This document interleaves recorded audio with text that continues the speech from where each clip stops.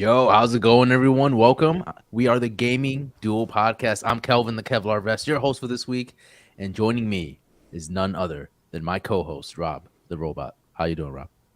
Doing good, doing good. How about you, man? You doing all right? I'm doing great, man. I'm doing great. Rob, we have a special guest today, man. I just want to get straight to it. We have a special guest, guys. I need you all to welcome this gentleman here who shares the same love and passion as us with the Kingdom Hearts franchise, maybe even more. I think maybe even more, honestly. The founder of the Unlockables podcast, along with his miniseries Guiding Keys, the story of Kingdom Hearts. Join me in welcoming Eric Guess. How Gentlemen, I'm doing great. Thank you so much for having me on. I really appreciate it. We've been in each other's orbit for a while here, kind of circling, interacting, having some Twitter interactions. And I, of course, listen to the show every chance I get because you guys are one of my preferred sources to go to for everything that's happening in the video game industry. So thank you guys so much for the work you do. It's super cool to be here. I don't normally get to do like live shows or anything like that. So this is super cool. Thank you, man. Thank you for joining us. I mean, Rob took a whim. He's like, you know what, man? We haven't done any content with Eric, so why not? Why not? And here we are. You know what I mean? And of course, you are a huge fan of Kingdom Hearts. It only makes sense because we're huge fans of Kingdom Hearts ourselves. So it's like, why hasn't this been done before? I'm surprised it took this long because of our love for this stuff. So. Yeah, I'm sure we probably talked in the past about doing it. Just things kind of got crazy. I had to cut back on guest appearances, but you guys are right, and you guys have both been supportive of the Kingdom Hearts stuff I've been doing, so that's been very cool. Thank you guys for that. Appreciate it. But yeah, this was a long time coming, and yeah, excited to be amongst fellow Kingdom Hearts aficionados such as yourselves. It's kind of the niche I've carved out for myself. I'm kind of the Kingdom Hearts guy, or de facto Kingdom Hearts guy in the community, but yeah, I'm excited to get to this with you guys. I know we got some awesome stuff to talk about today.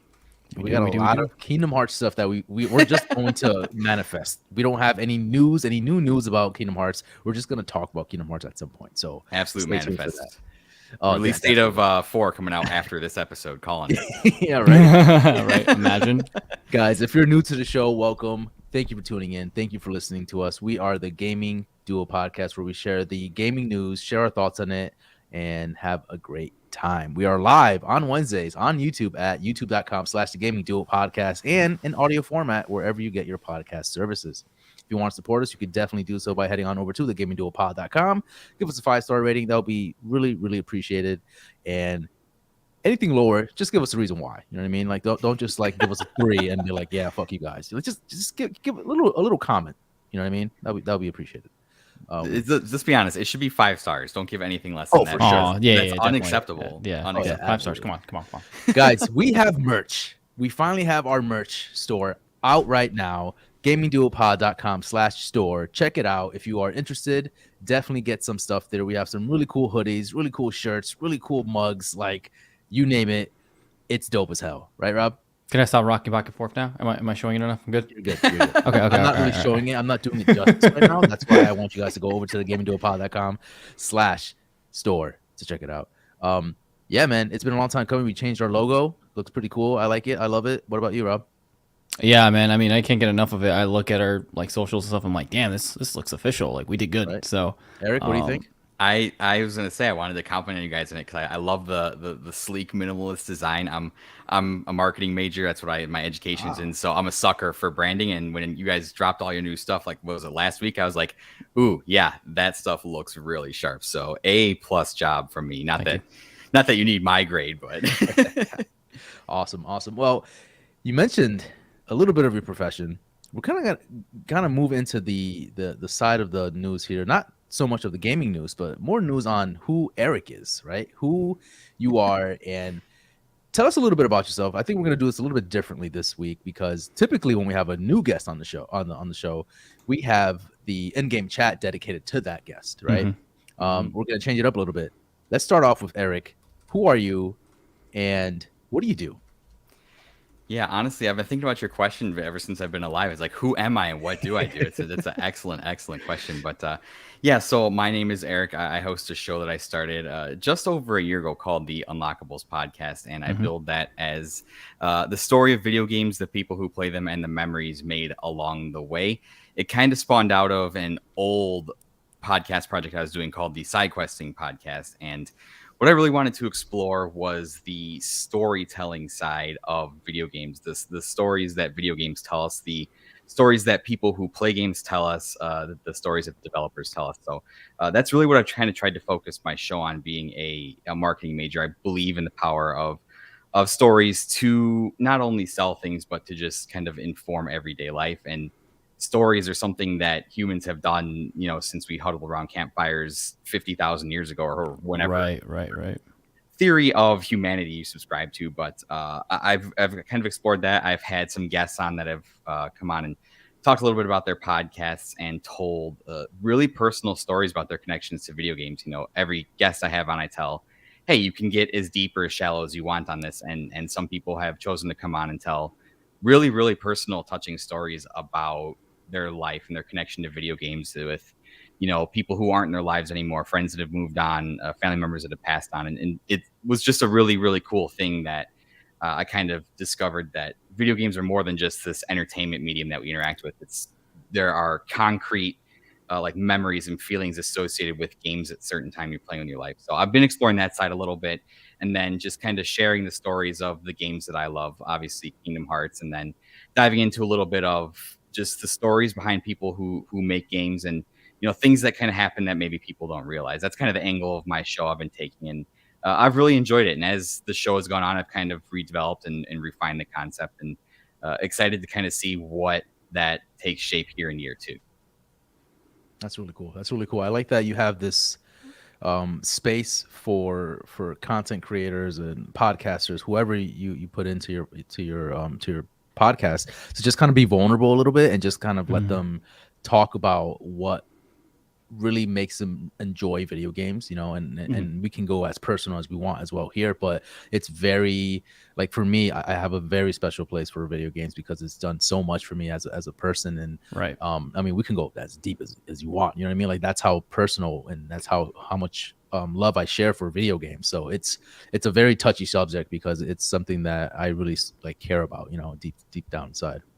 I actually have a story. I don't know if I want to tell you, but I don't know if when you say the memories you make with these things about the times in your life, I remember specifically, I think I was listening to one of your podcasts, one of your episodes, and you said that, and I was like, let me think of a time a video game actually helped me remember a point in my life or helped me get through a certain thing.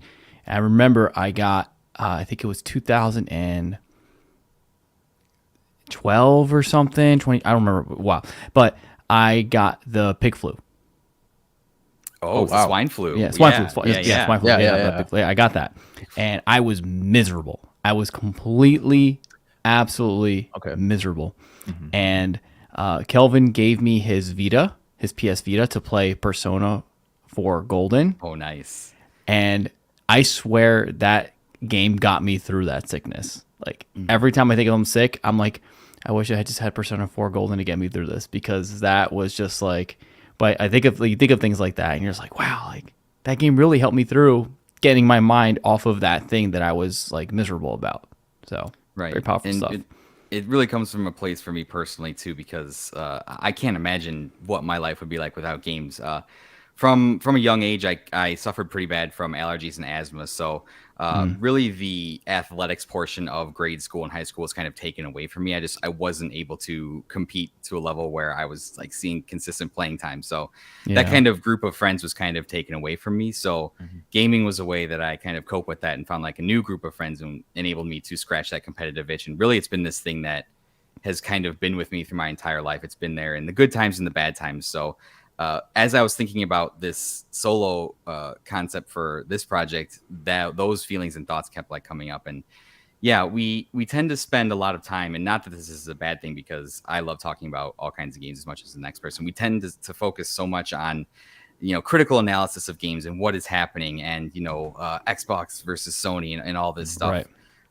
That nobody just I wanted to slow down and just ask the people who are playing the games, hey, how you doing? And what does this game mean to you? And just kind of take time to reflect on those memories. And it's been a really cool, really rewarding experience. And I've been one that I've kind of fought my whole life to kind of tell people that, hey, video games is not just a waste of time. It's something that means something to a lot of people. So that's really something I've tried to bring forward into my show. Absolutely. Yeah, man. I dig that. Tell us a little bit more about how you started the podcast. Like what made you like really get into the unlockables? Was it, I mean, I know you mentioned it a little bit briefly, but can you dive into it a little bit more as far as like what first of all, why is it called the unlockables? Let's start there. Kingdom Hearts. But that was an unintended consequence. Yes, I was kind of thinking about that, but no, really, I'm sure you guys know as much as I do when you're starting a podcast. Trying to come up with a name can be really, really, really difficult. So I probably had a list of like a million names where I was just like, let me see about this, let me see about that, and I was trying to find something unique, which is difficult because, as you guys probably know, once you get into the video game space, you're like, wow, there's a lot of people that do video game podcasts. Yeah, Mhm. 100%. Yeah. So really, the unlockables came from me just trying to find like something that sounded cool. And I believe too, I had just watched the Sylvester Stallone action movie, The Expendables, and I was like, "Oh, unlockables! That the name is Oh. kind of sounds cool." And it's about like groups of people that play video games, kind of like his movies about groups of action stars. So really, that's kind of what it kind of came down to. And then I was like, "Oh yeah, like unlocking Kingdom Hearts, like all that kind of ties in together." So yeah, a B-rated action movie combined with my love of insane Hearts. Final Fantasy, yeah, Kingdom Hearts stuff, kind of is the catalyst for that. And then as far as how that show came about, this is actually like my fourth podcast that I've ever tried to do. The first podcast I ever tried to do was me and my friend did like 10 or 12 episodes of an NBA podcast because we love talk about sports and we love talking about basketball. So we just tried to do like the whole break down the games every week and talk about topics like that. I had one epic episode that's lost the time, but I wish I'd saved it, where I broke down the MJ versus LeBron debate and Wow. firmly in team Michael Jordan. So anybody come at me on Twitter. Come on. Yeah. And then after that, I did one debate video game that? podcast. What, debate that? People debate that? Come on. I mean, I guess so. These young kids nowadays just don't understand. They don't get it. No. But that's okay. It makes me feel old. But yes. And then I had two video game podcasts prior to this, one with a group of two friends that I met streaming, one with that same friend that we kind of went on to do like our own thing. And then life just kind of got busy with me and my co-host, and I knew I still wanted to do some kind of podcast project. And I was just like, well, let me give it the old solo try. And I've been doing it solo ever since. I know I've wanted to create some kind of content around video games for a long time. I briefly tried the whole streaming thing. I briefly tried some YouTube stuff, and I just never really kind of found my groove with that. And then once I kind of started listening to podcasts and stuff, I was like, oh, this would maybe be kind of a cool thing that I could do that's a little more curated. You can kind of edit it and do all that stuff. It's more of like, instead of the live format that streaming is, and it kind of just grew out of that. So I've always wanted to do something around video games, and since I'm not working in the video game industry, I figured podcasting is the next best thing. And then also too, during the pandemic, you had a lot of free time, so I was like, well, now's as good a time as ever, as a lot of people probably around the pandemic were like, hey, might as well give this a try. So that's kind of the short version. Yeah, man. Rob, you have anything to say? I was just gonna say. I mean, you said you don't work in video games. You're not. I mean, technically, if you think about it, you do work in video. I feel like if you do pick up a video game podcast, like you are working with video games. You're technically working, like you're building content for video games. Like in a sense, it is marketing towards like a specific set of games that you're talking about, right? So in a sense, like we do work with video games. Like it's not like official. We don't get paid for it, but like we still put the work in. Right, so you're right. I should think of it more that way and not put myself down so much. yeah. You're part of the gaming industry. You're a seasoned vet. So still waiting for my call from Nintendo. Right? What the hell? What's going on, Nintendo? Maybe one day. So Eric, when did you start? Like, how long have you been doing podcasts for? Like, what's your? So it's probably been it's been on and off since probably about 2015, 2016. Okay. The NBA podcast was before I tried to do streaming, and then I think it was like 2018 or 2019. I tried to do streaming for about a half a year, and really just kind of got burnt out on that. I give major props to people who try to do streaming. That's not an easy thing to do.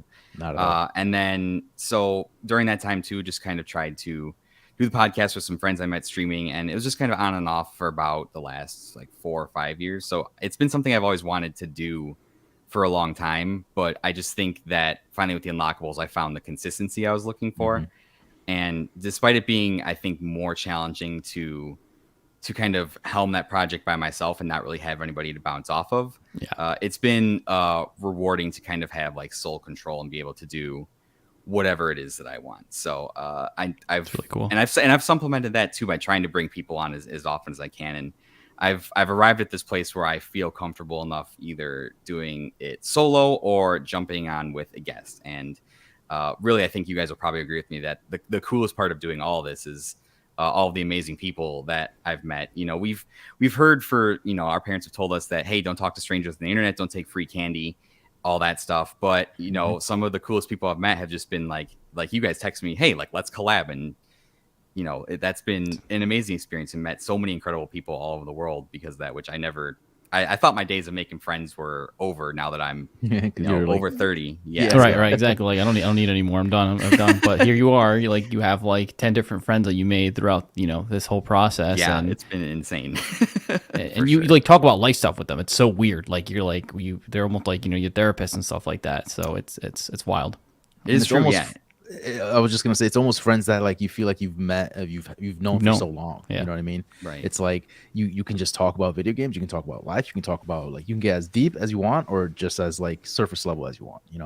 And I think that's great. I think the community that we have right now is fantastic, and then the podcast community is it's so welcoming, but also just I don't know, it's like a little small family in a sense. I kind of think of it that way, right? Like everyone kind of knows each other, sort of, even if we haven't like really interacted. Like you just know who they are just by passing, Mm-hmm. And I think that's really cool, Yeah, it's like you're building friendships through gaming. It's like you're building friendships through gaming. It's weird, right? It's weird. It's like that's what happens. Yeah, imagine wild. that. That's crazy. Awesome. Yeah, wild. Yeah.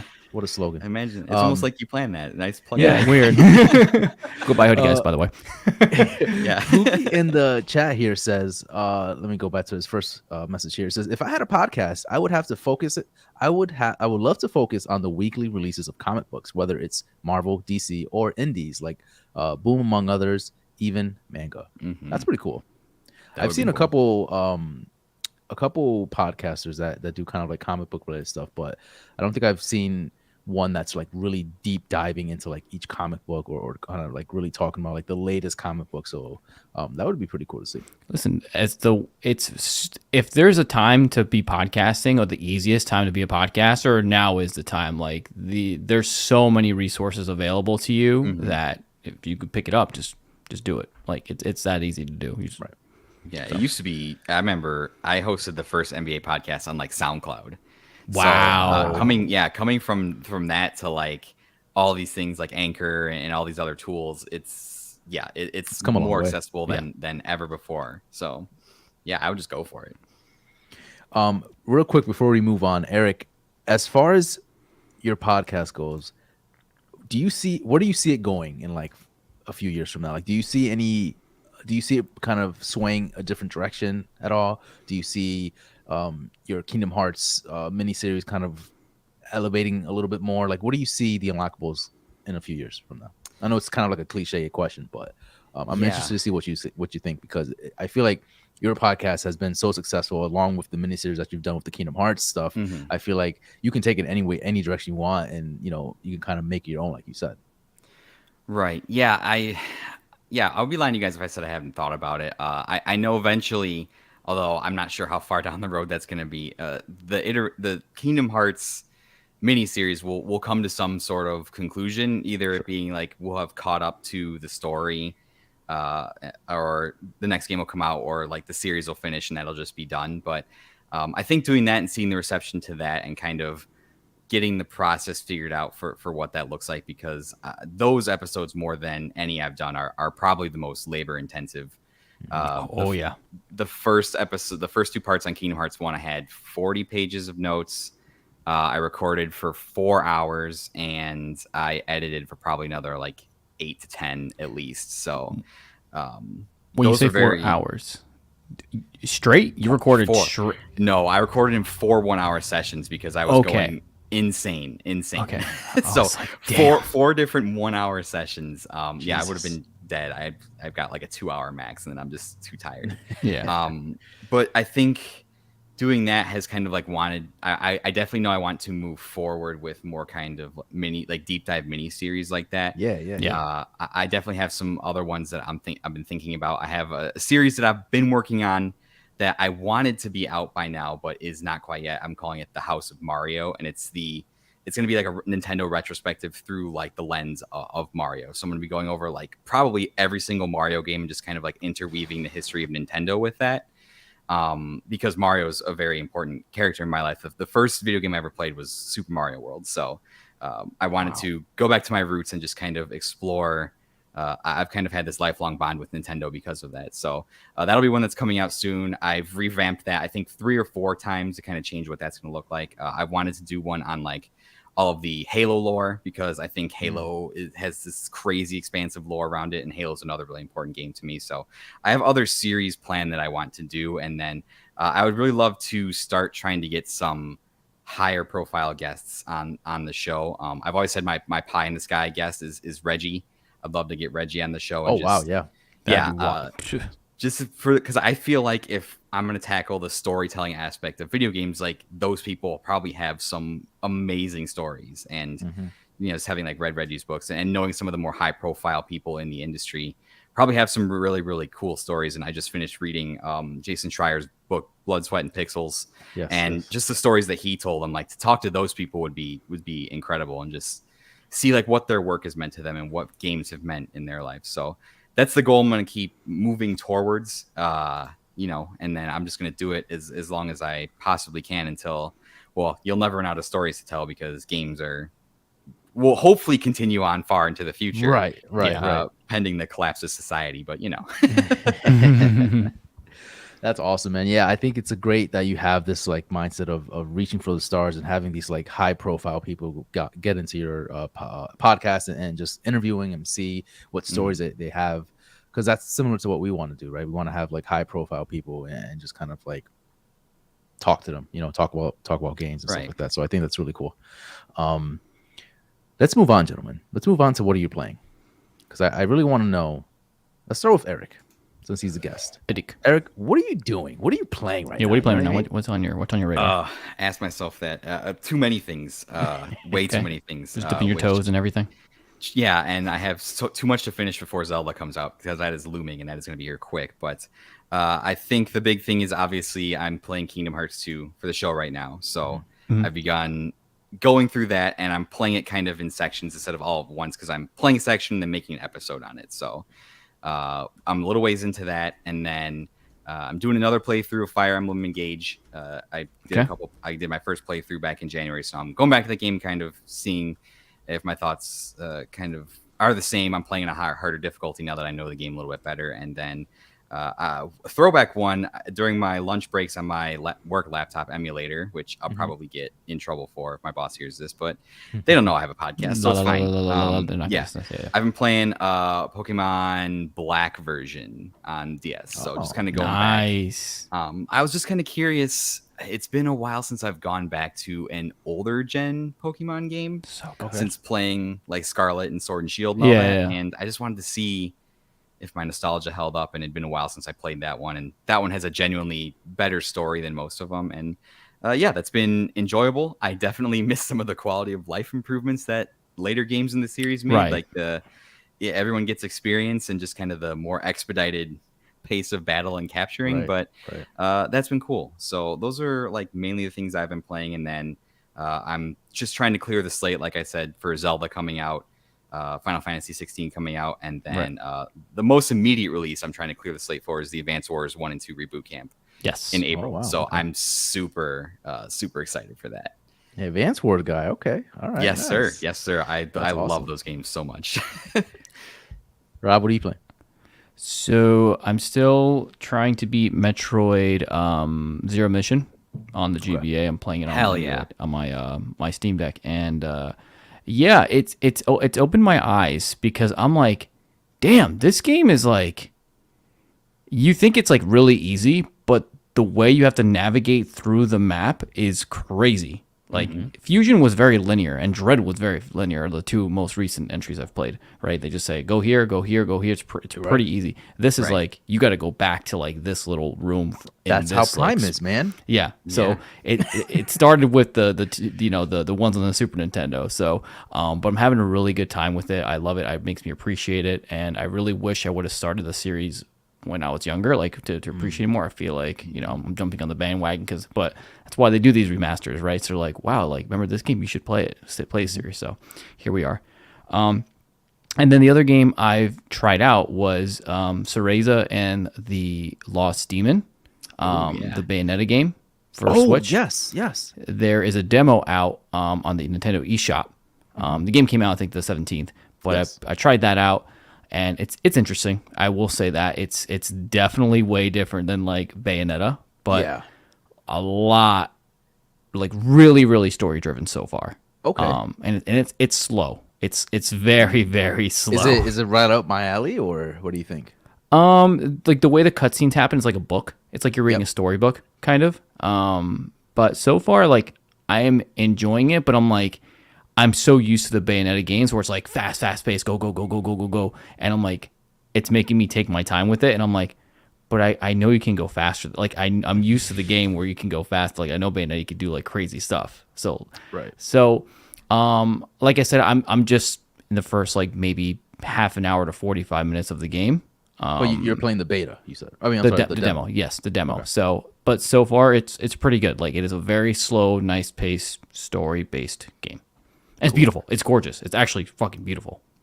Nice. I read a story on Kotaku about, or maybe it's somewhere else, but how one of the game's director, part creator, some Hideki Kamiya, said that that game's race was going to help fix the Japanese birth rate. It's gonna influence people to like stay home and like. I saw that article. Yeah. Kotaku is wild. They say some crazy shit, dude. He said it in the interview, so I mean, I read it and I was like, oh my god, he did actually say that. Jesus Christ. So wild. Yeah, man. That's if you're thinking about having kids, go play that game. Yeah, I guess he thinks it will put you in the mood. I don't know. Right, I guess so. Jeez. Yeah. All right. I've been playing Fusion. I started Fusion finally. Let's go. Per your request, Rob. I was gonna try it anyways, but here I am.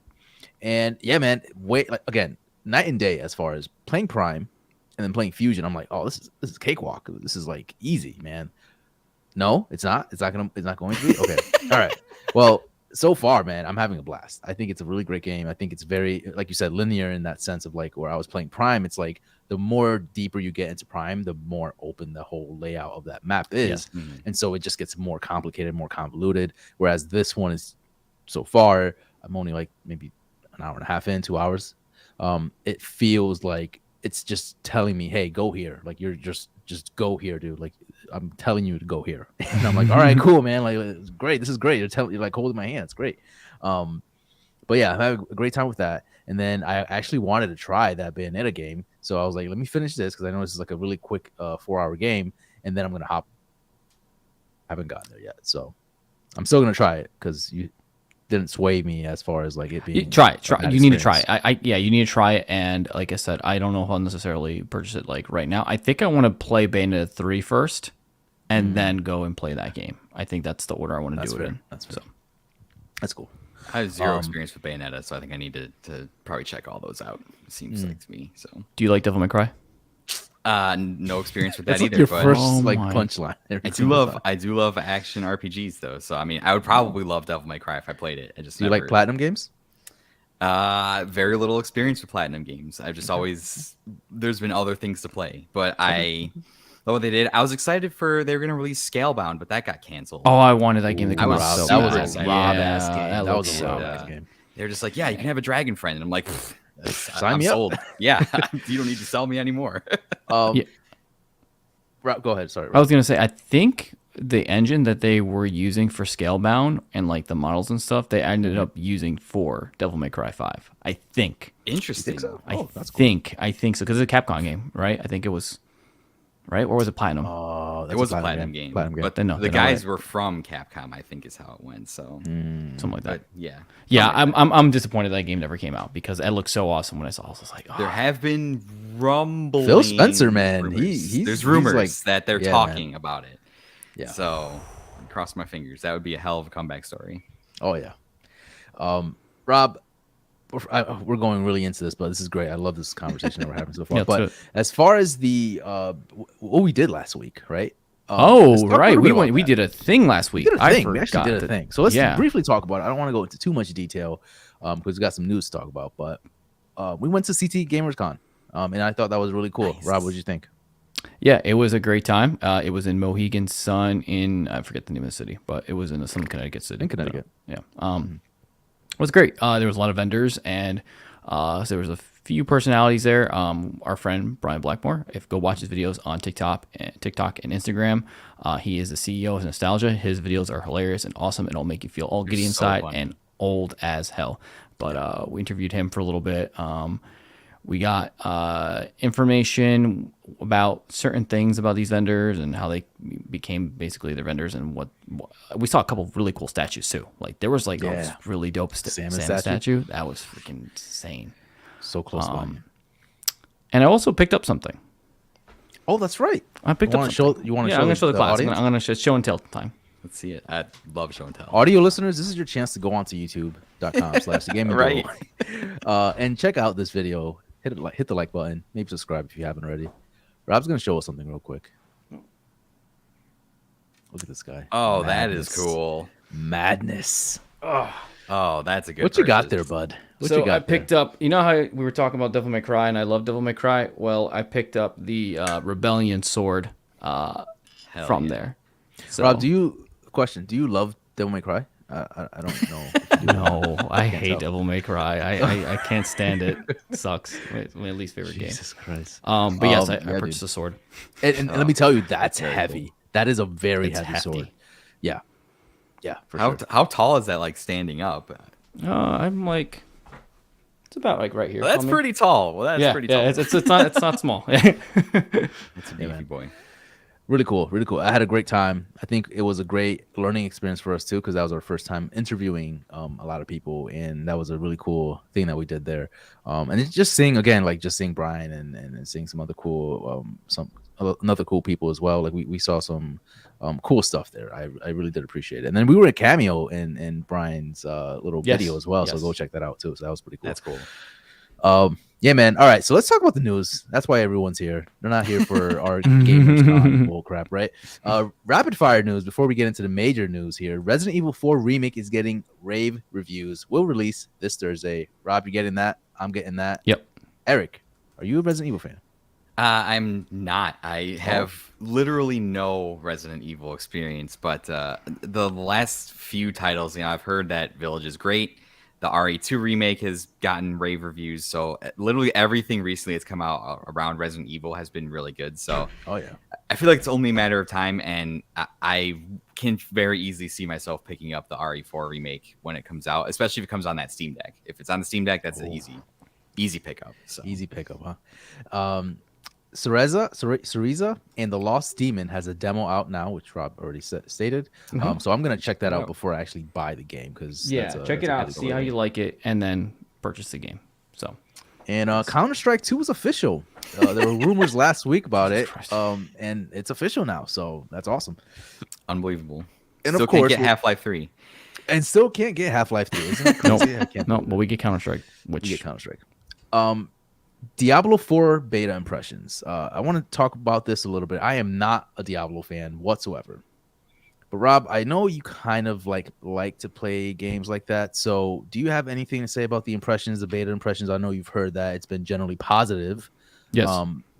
Does this sway you in a way? I don't think you've ever played Diablo games, but you're kind of like interested now, right? I jumped into I think Diablo 3 way back when it came out, and I played it for a little tiny bit. I played Diablo Immortal. It's kind of like a dungeon crawler kind of game. Okay. And I could definitely see why people have fun with it. But I actually saw a picture of like an image of Diablo 3 compared to what Diablo 4 looks like, and it's like night and day. Like they really did it justice. Well, this is a 10-year gap. Yes. Right? Like Diablo Yeah. 3 came out 10 years ago. So this is quite some time. Right. And the only thing I hear is that some of the classes are like way better than others. Like I hear barbarians like okay, the sorcerer's like OP and you just murk through people. So they definitely have to do more of the balancing on the classes from what I heard. But overall, everyone was having a blast, and I think the launch was pretty smooth. It was like, I mean, obviously there were some long like queue times and stuff like that, but that's to be expected with games like this. So Right. Eric, what do you think? Yeah, I've been reading up on it a little bit. I played Diablo 3. I would say I'm probably sitting in the shallow end of the Diablo pool. So I played the game a couple times. I never dove into any of like the season grind or anything like that. Those people are very dedicated and insane. But yeah, from what I've heard good things, and I think as far as Blizzard goes, this is probably the best case scenario for them. They just needed this to go they need well. something. They need to win. Yeah, they needed a W at some well point. with Here it is. all the stuff that happened last year, now the Microsoft acquisition, and then just the specter of the disaster that was the Diablo 3 launch. I think we all still remember how awful that was. But yeah, I've heard a lot of people have very genuine positive results. I watched about an hour of gameplay at work. It looks super cool. It looks like Diablo. So yeah, that's good enough for me. I don't know if I'll get it like right when it comes out, but I'll definitely will pick it up. And I think the biggest thing I hear people talking about is like, it's not going to be like Diablo 2. It's not going to be like Diablo 3. It's going to be its own thing. Like there are obviously things that'll feel like Diablo 3 or Diablo 2, but like they're going for this more open kind of world concept where it's like, you're not just jumping into dungeons or rifts or all this stuff to like grind loot. Like all the challenges are like out in the world, and they even have like a world boss that you can kind of stumble upon, and there will be like random events that kind of spawn. So really leaning into that kind of like open world online loot type of game that we've seen with like your Destinies and stuff like that. So yeah, I've like I said, just ignoring everything that's around Blizzard and Activision right now, just looking at Diablo 4 by itself. I think this is good for them, and I like what I've seen. Awesome, man. Poogie also has some impressions of his own. He says most of the boss fights I've encountered require some movement to get away from the boss attacks, but it only affected barbarians since sorcerers were ranged and so were rogues. Interesting. Yeah, man. Poogie. For the most part, positive things. I haven't heard anything really negative. And I think, like you said, this is like a W for them. They needed something, and it seems like they improved everything that Diablo 3 had issues with, and it just kind of made it better. There was another one, Diablo Immortals, that came out on the mobile aspect of things, and that was kind of like the in-between between Diablo 3 and now 4, and so they've also improved whatever Diablo Immortals had issues with. I'm not really entirely sure about what it was. Microtransactions were really bad. Yes, that's right. You're right, 100%. Those microtransactions were a bitch. I remember when it first came out, and so they've improved that vastly. So overall, great game, and from what I'm getting, right, everyone just wants more, which is a good thing, right? That beta made people want to play more. This weekend, there's an open beta. Yeah, it'll be the open beta this weekend. Yeah. So will this get me into Diablo? Maybe. I heard it's like the best entry point, Kinda like scared, point entry man. one. So why are you scared of Blizzard games? Why are you afraid of? You're right, 100%. I'm just scared of Blizzard games. I'm really scared of them. I don't know why. I just feel like there's like this factor of like you're gonna get addicted, like you know what I mean? Like you're just gonna get addicted forever. You addicted to Overwatch? No, I hate that game. No, I don't hate it. I just can't get into it. That's all. Yeah, it's just a different kind of game. It's just like not... more MMOs is what I'm talking. More like those type of games of like you know you have to put in 50 hours of this game and you're just like in a world that you just can't escape. That's how I feel like it is. But I've heard horror stories. I've heard people that like lose their jobs and like their family and kids and shit because they just like that doesn't sold their happen soul to that game. doesn't happen. Come on. World of Sold Warcraft, themselves to exactly, Diablo. Poogie. That's like another example. That's another scary game that I. Do you know a would single not touch. person that's lost their job because of World of Warcraft? You know a single person? Not personally, no, but I've seen. See? I've seen articles, exactly. man. All right. You've seen article. Okay. News number one here, folks. Let's get into the news here. Spider-Man 2 releasing in September and going to have a massive ad campaign. I am super freaking stoked for this. I think this might be my favorite game right now for this year. I'm super like excited for this game. And so, yeah, this is going to be cool. Tony Todd, who is a voice actor for Venom in the upcoming Spider-Man 2 game, tweeted on March 21st, quote, Looks like September. Massive publicity coming in August. Commercials start dropping in August, so I'm told. Hold on to your ... and hold breath. Gonna be necessary. End quote. So he was responding to a fan. I don't know what the fan said, but he just started just vomiting like information here. Do you think he was hammered? Do you think he was hammered or something? He just like Probably. came out. He's like breaching NDA stuff right now. So I'm just like, dude, what are you doing? And then he like retweeted his shit. Like he just like retweeted. Yeah, man. So that is crazy. And then on top of that, we were told that we're also going to be expecting a detachable disk drive for a PS5. So is that going to be another SKU? Is that going to be just an update for the PS5? Like we don't know. No idea. Looks like September is going to be a massive month for the PS5 and for Sony. So this is interesting. What do you guys think? What do you guys think of Todd just like throwing out information out there like nothing? And what do you think about this release of Spider-Man 2 coming out in September? I want to put like a little link here. Do you remember way back when like the Avengers were coming out? I think it was either the Avengers and what's his name? The guy that plays Spider-Man. What's his name? The actor. The voice actor? Tom Holland. No, Tom Holland. like the actual Oh, Spider-Man. okay. Yeah, that's Tom He Holland. like spoiled something for everyone. Like he like gave out the release day or something He's like known that. for Yeah. So the fact that like us in the Spider-Man universe, now the Venom for the Spider-Man game now also ruined something. I think it's kind of funny that like people just like to ruin Spider-Man stuff. Yeah, for sure. So, Eric, what do you think? I'm excited for it. Man, July is Final Fantasy 16, and then September is going to be Spider-Man. So big couple of months for Sony coming up. July Final Fantasy 16 or I thought it was June. June. It was June. You're right. June. Sorry. Yeah. It's gonna be Oh April my soon. gosh. Wow, crazy. Yeah, dude. But yeah, I didn't play Miles Morales, but I did play the original Spider-Man. I thought it was fantastic. My favorite take.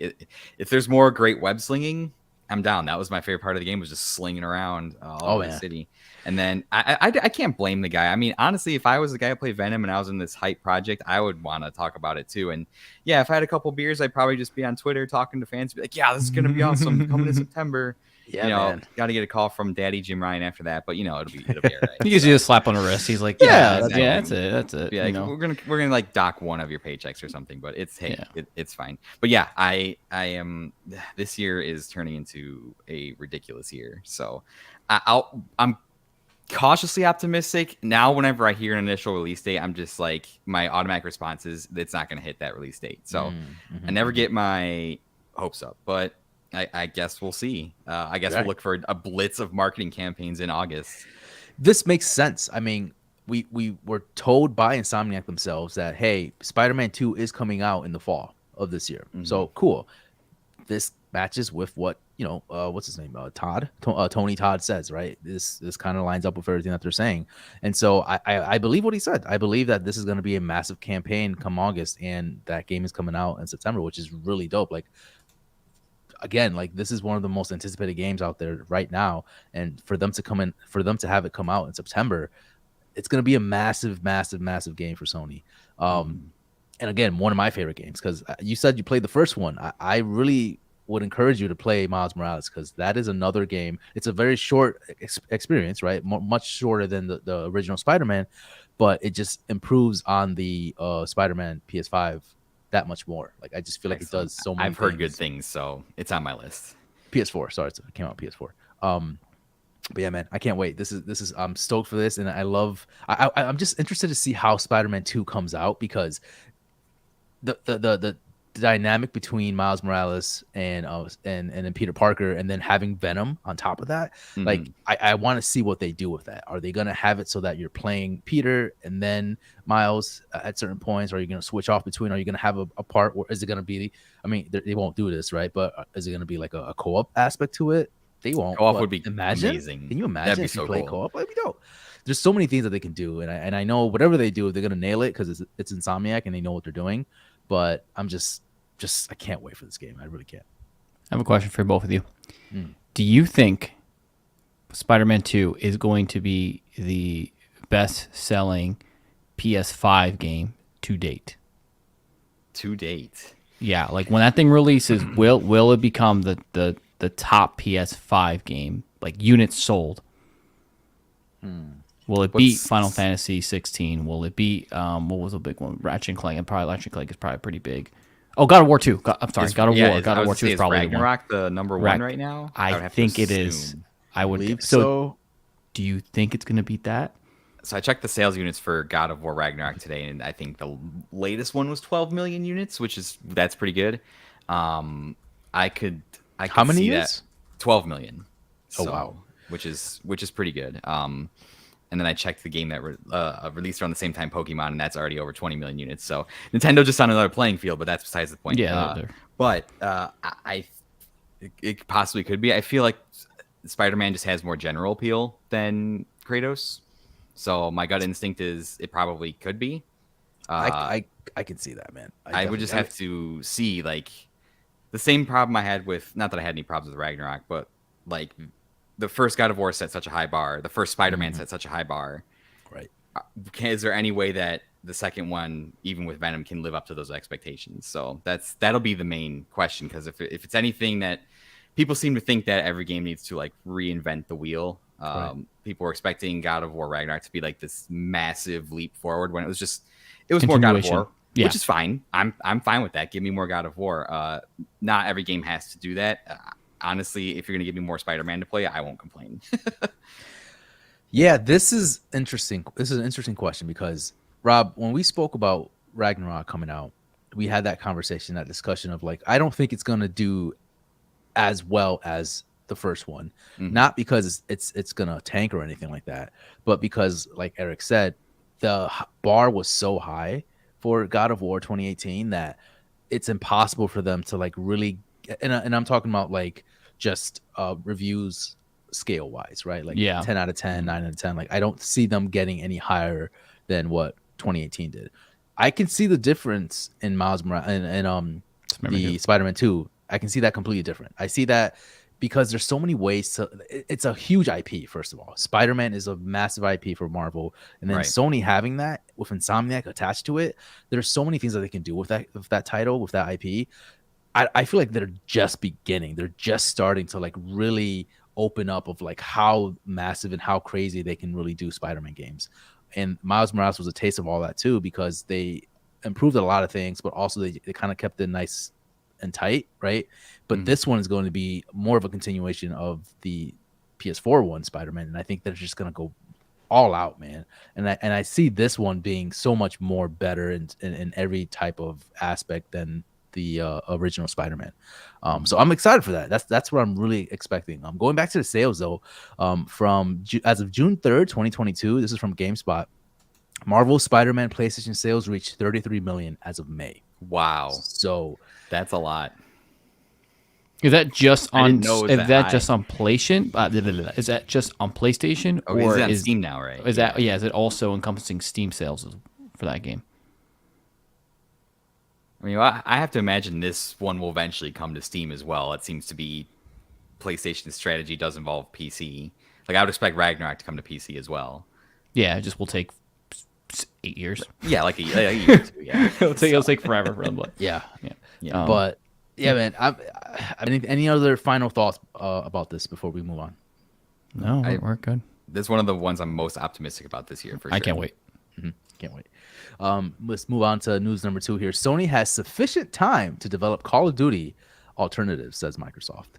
This is really interesting. Basically, if you guys want, you guys can go to like purexbox.com and read the full article. But to bring it down a little bit, basically, Microsoft thinks that this period of time should be more than enough time for Sony to develop a like AAA budget first-person shooter, Call of Duty killer, I guess, right?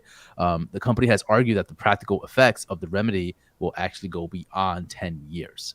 So basically, Microsoft's like, listen, you guys are fighting us for this. You guys can make your own like Call of Duty. Like, don't worry about what we're doing right now. You guys can make your own Call of Duty to fight against what we're doing right now if you're trying to compete with us.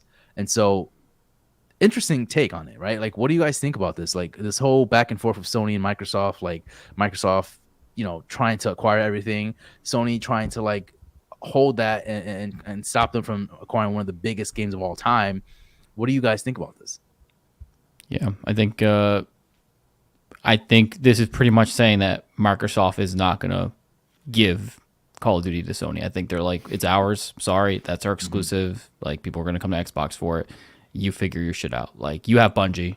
Like, you could. I believe in you guys. Like, you could do it. Which, to be honest, I think it's fair. I think it's fair. What do you think, Eric? It's a mess. I've been thinking about this whole Activision, Xbox, Sony thing for a long time, and honestly, I don't know how to feel. Like, I don't know if I should feel bad that corporations are fighting and mad at each other. I really don't feel bad. To me, personally, my allegiance isn't really tied to one console or the other. I'm playing games. I'll eventually own an Xbox and a PlayStation. I'm playing most of my stuff on Steam now because of the Steam Deck anyways. So, but yeah, I honestly don't know how this is going to play out. There are some days where I wake up and be like, this is going to happen because bigger mergers have happened in the last 10 years than this. Right. And there are some days I wake up where it's like, I don't think this is going to happen. Yeah, I think that it is within Sony's capability to develop a Call of Duty competitor, to establish the same brand name and kind of brand meaning that Call of Duty has. That would take some time. It would take something phenomenal. But, like you guys said, they have Bungie now. They have the studios to be able to do that. It's certainly possible. I mean, just my general thoughts on this thing overall is I can understand why Sony is sweating. Obviously, this is a huge deal. And if I was Sony, I would look for any way to be able to prevent this from happening, which is obviously what they've done. One thing that people don't seem to take into account when we talk about, and again, I don't really buy into the whole console war thing, Xbox versus PlayStation. I just think that, don't pick sides with corporations. They're not your friend. Down with capitalism. Well, anyways. But, something that people don't consider is that Xbox is part of Microsoft, and Microsoft is in the business of computers. As long as consoles continue to shift towards being identical to computers, that's going to favor Microsoft. They have the cloud servers, they have AI that they're investing in, they have all this other stuff that they're investing in, and they have the money to invest in because Windows is the most used operating system on the planet. Office is the most used suite of Microsoft things on the planet. Microsoft has basically unlimited money to be able to throw at things, and Sony doesn't necessarily have that. Microsoft has the infrastructure to be able to do things like Game Pass and streaming games and stuff that Sony has to play catch up on. So it makes sense to me that Sony wants to prevent any kind of competitive advantage that Microsoft could have, because Microsoft has the ultimate competitive advantage. They have money. And exactly. That's just kind of how I feel about it. Like, at the end of the day, I don't know. It's going to be whoever can lobby the government the hardest, because that's how you play. That's how you play the game in late stage capitalism. So basically.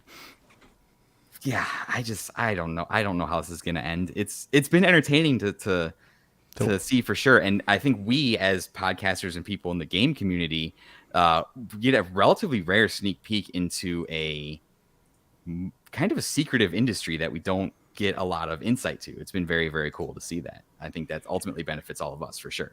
Oh, for sure. I think that's what I like the most about it. Again, I always say I love to be that fly on the wall and just like corporate decisions and corporate and like anything like that. I just feel like that would be really cool to see. But as far as like the decision making, right? This doesn't, like, Sony can't make this decision, Microsoft can't make the decision. Ultimately, it's up to the commission, the European Commission or whatever, to like make that decision, right? And they're, and both sides, both parties are trying to put in as much information and as much like leeway as far as like, hey, this shouldn't happen, hey, this should happen, and whoever wins.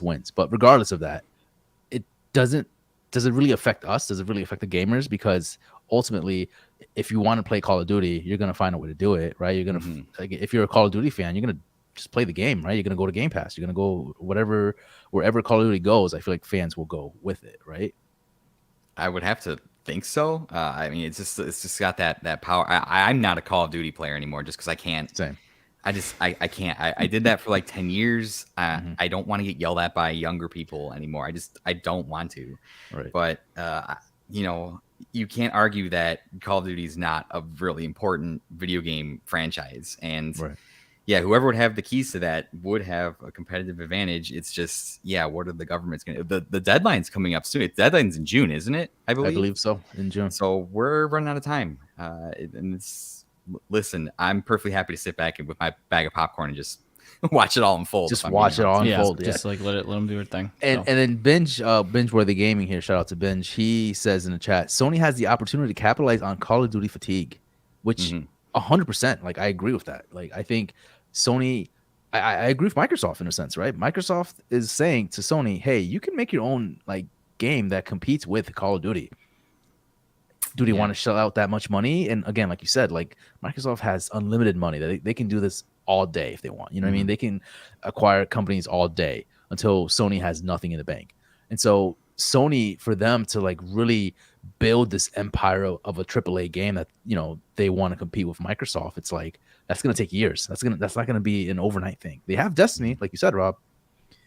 We got 10 years. And Destiny, I forgot they had that too. Yeah, they do have but that. it's like Destiny is its own thing. It's like a kind of like an MMO. It's like different than Call of Duty. It's different, yeah. It's like the multiplayer, quintessential multiplayer. Yeah, shooter. so they need something that is like a direct competitor to Call of Duty. If this if this whole thing actually turns out to be more on Microsoft's favor, but I don't foresee them doing that. I don't foresee them putting in, unless they have one of their AAA studios, right, to like really like sit down and tell them like, hey man, we need a big budget AAA title. Let's work on that. Like let's put some money into this, right?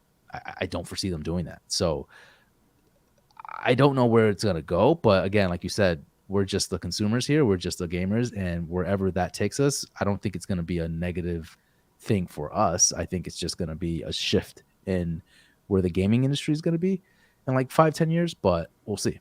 We'll see what happens. If it wasn't Xbox, I feel like it would be somebody else trying to acquire Blizzard, whether that was like whatever the fund Saudi Arabia is doing, whether it's Embracer, like whoever, somebody would be trying to do this. And you know, just happens to be Microsoft, although they kind of took advantage of a crappy situation. But hey, for sure. That's another that's topic a different story. News number 3 here. Final Fantasy 16. We get some new gameplay. Not the gameplay that you expect, but it is some gameplay nonetheless. Rob, I don't know if you want to pull these up here, but very small clips of new information for Final Fantasy 16. Obviously, people are foaming off them out because it's something that's really exciting. And they're like, you know what? More Final Fantasy content? Give it to me, right? And so Final Fantasy 16, we're going to get coming out in June, but now we have like these weird clips of Clyde like shimming through walls and stuff, which I mean, cool. I guess it kind of like highlights more of the battle system, but also the music in the game as well. But then there's like one certain video, this one that Rob's pulling up right now, is the battle system, which is really cool. Probably the coolest trailer that they have right now. And again, you can definitely see the Final Fantasy DNA in it, right? I'm sorry, the Devil May Cry DNA in it. Absolutely. Ow, look at that. It looks literally like taken completely from look Devil my boy May Cry, which is great. Though. Oh, looks so fantastic. good. It looks so good, dude. But then my question, and I'm not trying to shit on the game, but the whole shimming through like walls, right? Why is that a thing? And don't get me wrong, I'm not trying to like really talk shit about the game, but when Yoshida is discussing this game, it's like, hey, like we're trying to like put in as much power as we can from the PS5. Like we're trying to like really use and hone down on the PS5's capabilities and use this as like the powerhouse that the PS5 is. Why are we still seeing these like shimmy sequences to like load different aspects of the game? Like it's not a big deal, but it's also like something that I've just like always questioned, right?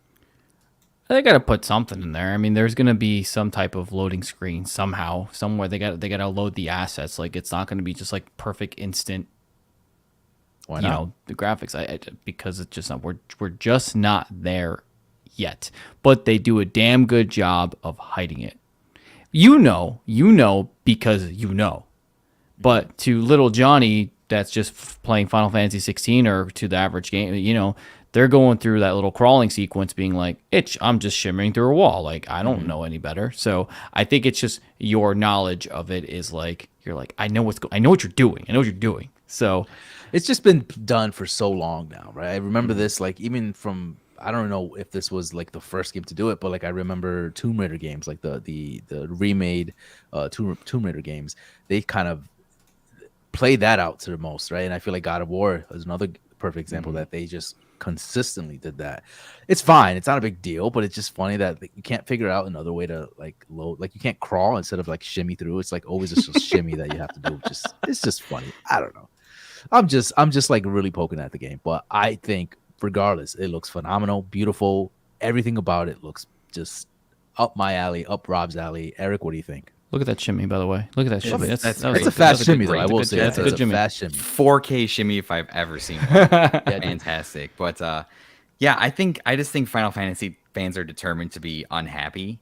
To me, the shimmy, yeah, a lot of games do it now, but man, I just ask myself, do we not remember? Like, it wasn't that long ago where we did have pretty long loading screens. I mean, I played Destiny for a healthy 5 years, and I sat in the Oh ship my goodness. flying to the planet, take like 4 Oh, I minutes. to fly to forgot the about planet. that, dude. That Like, sucked. I sat there through that. So to me, this is fantastic. I love this. It's like seamless now. I don't have to deal with that.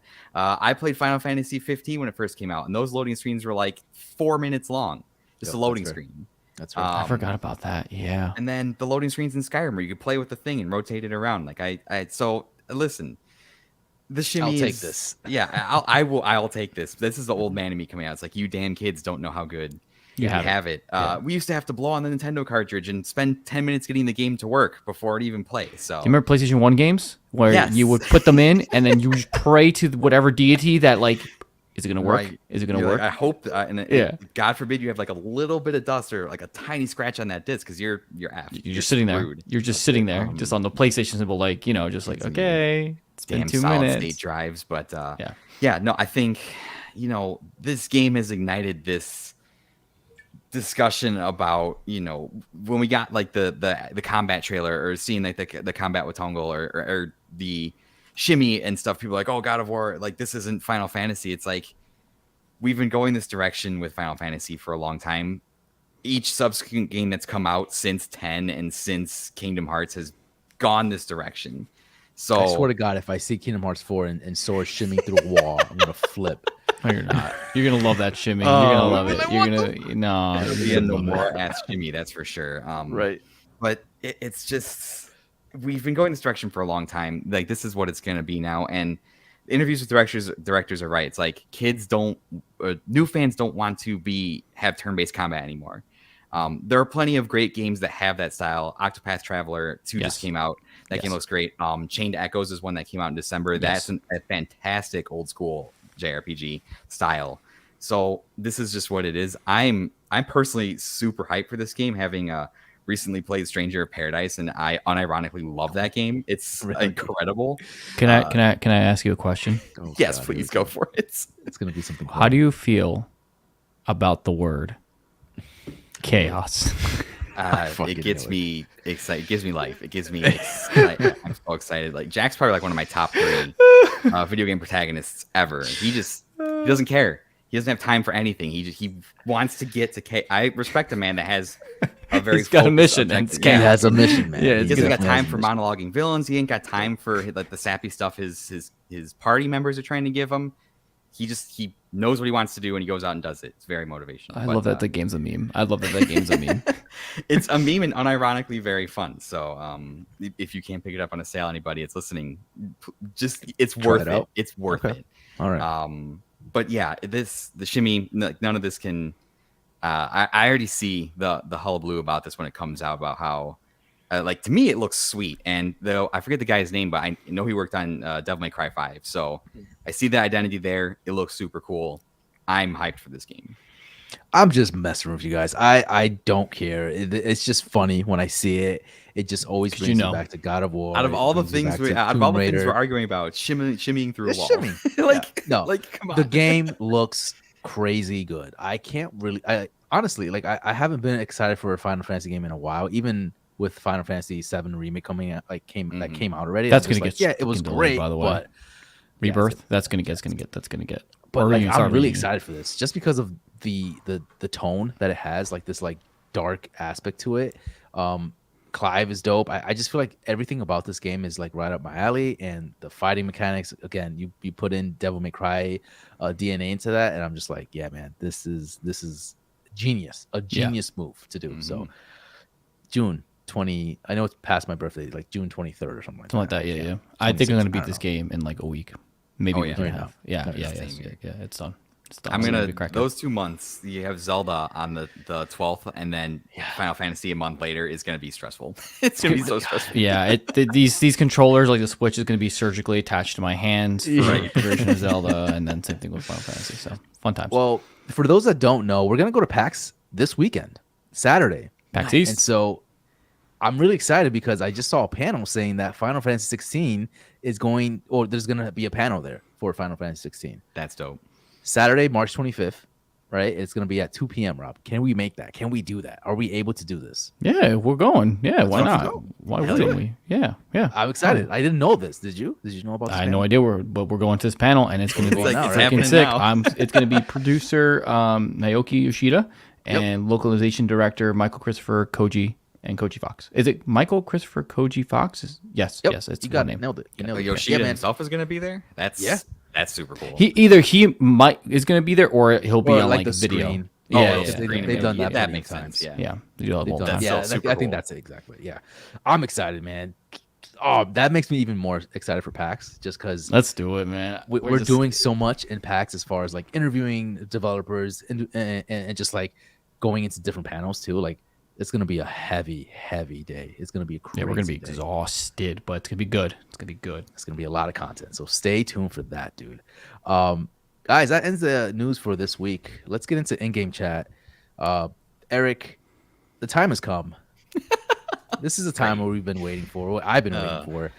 Let's just talk about Kingdom Hearts, man. This is why we brought you on the podcast, low key. You know what I mean? Like we just wanted to find a reason to talk about Kingdom Hearts, and why not, right? None other than Eric to talk about Kingdom Hearts here. So I don't know how to interweave this, but like let's talk about. We kind of discussed a little bit about how you've done like this mini series within your podcast, right? The Kingdom Hearts series, and I thought it's incredible. By the way, I thought how much detail you put into it is phenomenal. And like I said, I think out of camera, we're like, I don't think I could do that. I love Kingdom Hearts and all, but I don't think I have the time, the desire, or just like the knowledge that you have to like really go into detail about Kingdom Hearts. And the way you kind of laid everything out within those series is just, it's so practical. It's so nice and clean, simple and clean. Simple and clean. Oh, Yep. look at that. You did it. You did it. It's just nice, dude. I loved how you did that. And Rob and I were like listening to it on our way to the CT Gamers Con, and we were just like, yeah, man, this guy, he knows what he's talking about. So kudos to you for doing that.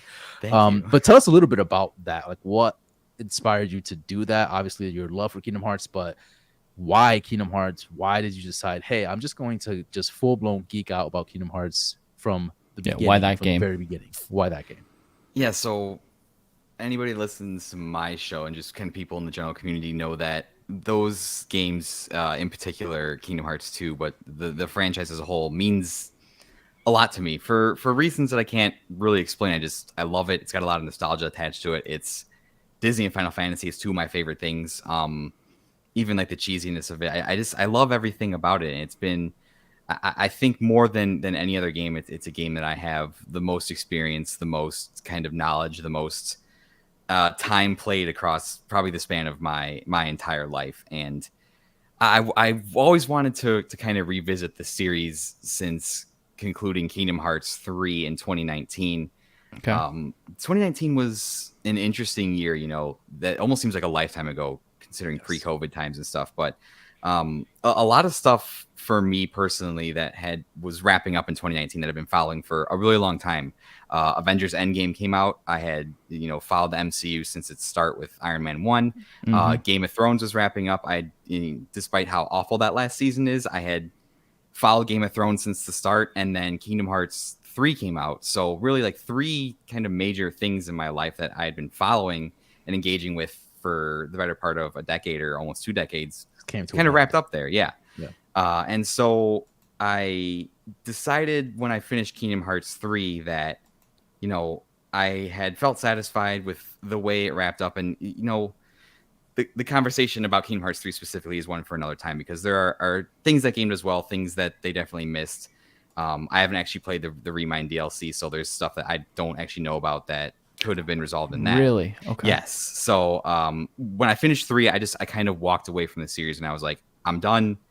I'm happy with the way this turned out. You know, this story is fantastic. And, you know, I hadn't played any of those games for about 3 years until I started playing them again last year for the show. And I'm in such a different point in my life now where I'm married, I have a home, I kind of have a life established, to whereas when I finished Kingdom Hearts 3, I didn't have any of that stuff. So I wanted to go back and replay those and just kind of see if I felt any differently about this. And, you know, quickly discovered that my love for that still burns really strong. And now I'm trying to just, especially now being in the podcast scene, and, you know, one of the things I talk to a lot of my friends about is games that I love, and we talk about Final Fantasy, and the refrain I kept hearing was like, yeah, but Kingdom Hearts is nuts, and it's so hard, it's so complicated, and the story is just insane and stupid. And I kind of just wanted to use that as an excuse to go back and play all the games. And I was like, well, if I'm going to play all the games back to back, which I've never sat down and played the entire franchise back to back to back, I was like, I might as well see if I can try and make sense of the story and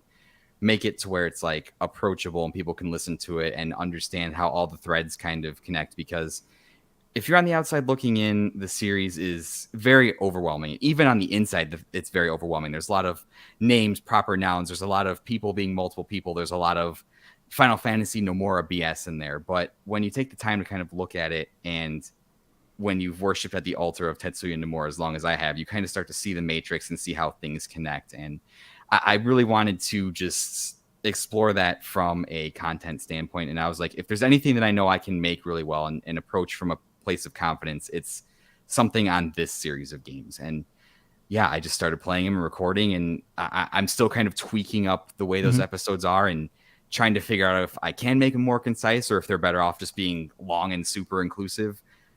Just still trying to figure that stuff out. But it's been super cool to revisit something that means so much to me and kind of put all that stuff together and playing all those back to back and realizing that this man Nomura is an insane person, but he has this story and these ideas that he laid out even 20 years ago that are even now 20 years later are kind of coming to fruition. So that's kind of been the story behind that. And it's been super cool.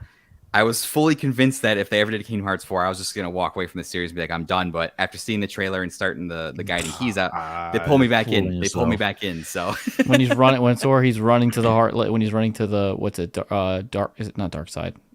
What's the big heartless name? I forget his name. I know what you're talking. The big old shot. It's Dark Side, maybe. Yeah, that sounds right. Yeah. No, when he's laying in the couch, man, that's what you got me there. He's just sleeping. He's just he's just like. I was just like, oh god, here we go again. So yeah.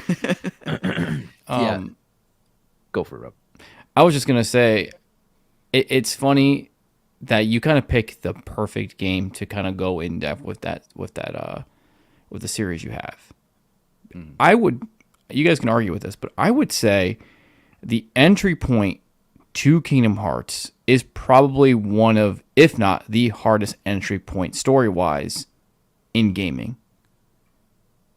If you take, like, what do you think is harder? Like Metal Gear, maybe. Metal Gear's can get pretty tough. Metal Gear. No, but his own category. but Metal Gear kind of makes sense because it's somewhat realistic, kind of like compared to Kingdom Hearts. But Kingdom Hearts is just so like out there, and things are like, well, there's this thing, but this person is actually 3 people, and they all like, you know what I mean? Like they look exactly the same, but they're completely different people. And but this person's actually a part of this person, but the other person kind of birthed him, and it was really weird, but it like worked out. And he's like, it's just so messed up. And like trying to explain Kingdom Hearts to like your parents or like grandparents or something, they would look at you like, what the hell are you talking about? What are you kids doing? Yeah, exactly. Like Metal Gear, you can kind of make sense of it. You're like, okay, this talks about the government and big mechs trying to destroy everybody and stuff like that, and there's some thriller aspects to it. But Kingdom Hearts makes literally no sense to someone who doesn't know. They're just like, what do you, So, I think I would argue, like you said, entry point. I think Kingdom Hearts 1 is a perfect entry point for people that, you know, that want to get into Kingdom Hearts, because it is not that complicated in the grand scheme of things. I mean, yes, it is somewhat complicated, but if you kind of layer it, if you kind of peel some of the layers, it's really not that complicated. Now it gets really complicated with part 2. Once it gets part 2 and beyond, you're like, all right, I don't know what the fuck's going on. But Kingdom Hearts 1 is a good entry point to just kind of safely play the game and then just step away if you want to. Yeah, I mean, would you agree, Eric? Or I would agree. It's easier now because, and I know the meme where it's like, oh, they've released the Kingdom Hearts games like 47 times, like Skyrim, and it's like, yeah, they didn't really do themselves any service by putting these games all over on DS and PSP and all this stuff like that. That was a worse decision. Yeah, not a great idea. Not financially, but I don't know. No, not financially, but for ease of access, yeah, awful. Yes. Yeah.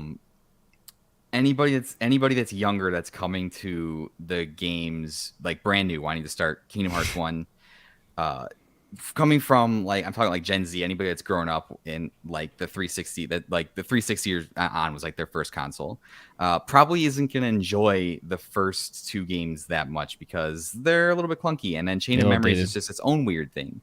But no, that's the whole point I'm trying to make is up until like through Kingdom Hearts 2, the story's pretty palatable, and even it's been argued too, like self-contained, like Kingdom Hearts 1, Chain of Memories, and Kingdom Hearts 2 is like a perfect trilogy. The way 2 ends, it wraps up like everything in the story is like so beautifully. 100%. And then Nomura is like, okay, now we go to the crazy stuff. Bring in Birth by Sleep. Yes, which is where the story like actually begins. And then don't even get me started on the mobile game shit, because that's like the union stuff. Oh no, that's another whole thing. No, that's a disaster. Whoever thought to put like the most lore critical stuff in a mobile game, it's not a great idea. That's like it's like a sick joke. It's a sick joke. It's just like you because I already have you hooked. You need to know this stuff. So like now you gotta go play it. That stuff's the most critical stuff, and it's in a mobile game. It's stupid. But anyways, but it's not as overwhelming to approach as like anything else. I would say lore wise, maybe FromSoft games are tougher because they just don't give you anything to go off of. You're just some knight in a medieval land getting your ass handed to you over and over. But after combing through 40 hours of item descriptions, I'm able to piece the story together. That might be a little more. That is true. Yeah, I don't know if anybody's playing those games for lore, although some people make some sick lore videos on that stuff. But they do. It's never been easier. I've been arguing for like a remake of Kingdom Hearts 1 for a long time, like a more modern version. I think that'd be super cool. But that's the whole point I'm trying to make the story is like, if you take it like one chunk at a time and don't just go into it and be overwhelmed, just focus on what's happening now and then line everything up later. Like it's fine. You'll be fine. It's not as scary as everyone makes it out to be. Yeah, it's a character. You got Goofy and Donald. How scary could it be, right? You're just, when you start playing Kingdom Hearts, you didn't know what you're getting yourself. And he's like, it's just a game with Final Fantasy characters and Disney and the characters, and they're just in a world together. He's your friend. It's yeah, exactly. That's all you need to know. Yeah, that's it. No, there's not, darkness and light and nobodies and somebodies and somebody. That's the thing. Like, guys, if you don't know what he's talking about, that's the thing. That's the thing that he's saying. There's nobodies or somebodies. Like, that's an actual thing. Yeah, and he's like, what do you mean there's nobodies? Like, there clearly there's people there. They're actual like monsters that are called nobodies. Right. Yeah.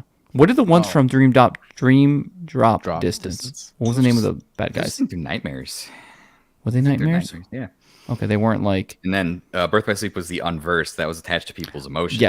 Yes. Mm-hmm. Okay. Lots Benj, thank you for stopping by. We appreciate you. He says, gotta get up for work in like 6 hours. He's gonna leave now, and he said, great job, Eric. Thank you so much. I appreciate it, man. So, Eric, what's your favorite Kingdom? Like, I'm just flat out. What's your favorite Kingdom Hearts game? Like, do you have a favorite? Yeah, it's 2. Game, I feel like, and I think the general community consensus is that 2 is kind of like peak Kingdom Hearts. I mean, it's really where it's really where they kind of found their flow. I think they were trying to figure out what that game was going to be until they arrived at that. And that, to me, I've played that one more than any of the other ones. That was 2 specifically is like my comfort game. I go to 2 whenever I'm feeling down or stressed out. Like, that's the game I want to go play. I just think that one is, like I said, if they just would have stopped at Kingdom Hearts 2, it would have been a nice compact, like nice little trilogy. But they just had to keep going with it because money. And No More is a crazy person. But 2 specifically, I really like Birth by Sleep. I don't know what the general consensus on that one is. I like that game a lot. More than that, there aren't really any that I would say I hate. Chain of Memories is weird after playing that. The card system was a bizarre design choice. I understand why, but it was just very strange. I think you said it perfectly in your, not some already spoilers for the Guiding Keys, but I think you said it perfectly. For the time and the Yes. platform it's on, it worked pretty well. It was because I do remember playing it when I was younger on the SP, and it was fine. I was having a blast. And But trading card games were all the rage back then, if you remember. Like that was the height of Pokemon, Yu-Gi-Oh, like right, Magic, all that stuff was going nuts back then. so I think for the time it was great. It was just like a nice little addition, part a little bridge. But Yeah. if you go back to it now, you're gonna be like, how come I can't just like the what's the remix, the new one, Yeah, the rechain. the rechain, yeah, rechained. You just be like, how come I just can't like attack people? Like I have like I'm used to already attacking people because it's like the same type of like graphics. Like why can't I just do that? So it's very very misleading. Yeah, definitely. You mentioned the fighting mechanics. Let's talk a little bit about that. With Kingdom Hearts 3, I feel like, and this kind of started with Birth by Sleep, right? The Osaka team kind of changed a little bit of how the mechanics feel, right? You go from Kingdom Hearts 2 and it feels very tight, very you don't feel like that floatiness to Sora, right? And so I personally love that. Obviously, I think all three of us agree that Kingdom Hearts 2 is probably our favorite game, right? But then when you move on to Birth by Sleep and then moving forward to Kingdom Hearts 3, Osaka team kind of changed the mechanics a little bit to feel this like floaty aspect to it. And we kind of see that as well with Sora in Super Smash Bros. As well. He kind of follows that same suit. So do you guys prefer that fighting mechanic style? Do you feel like they could have tweaked it more and kind of stuck to the Kingdom Hearts 2 weight mechanic feel that they have? Or because I kind of feel like I wish Kingdom Hearts would stick to that. I would feel I don't know I don't even know if it's a big deal or not, but I feel like to me, if Sora felt that if I had that weight to Sora again, it would just feel more at home, more like Kingdom Hearts 2. Just a little caveat to that question, Eric, before you answer. You recently playing Kingdom Hearts 2 right now, going from one and stuff like that. Do you feel like there's a huge difference in gameplay as far as the way that Sora handles compared from 1, 2, and 3? Is that more of a nostalgic thing? That's how we remember it, or he's just a floaty guy? Like he's just a floaty guy. That's how he handles. It's always how he's always handled. Yeah, I'm not 100% sure because I've never, like I said, I've never played the games this close together, and it's been 3 years since I've touched one since I finished 3. I think my general feeling is that I do tend to agree. I think that gameplay was tightest in 2, and then they probably loosened it up a little bit. I feel like in Birth by Sleep they did a good job of giving each of those 3 characters, like Terra felt a little heavier, Yes. Ventus was a little floatier. Aqua was a little more like mystical with her magic powers. Yeah, she's right in the middle of those two. I think. It really changed for me. It feels different going forward from there, especially when you get into Dream Drop Distance and all the stuff they do with like the flow motion and stuff, which I love the flow motion. I thought that was super cool. Yeah, and I've used the crap out of that. And they brought certain aspects of that into 3.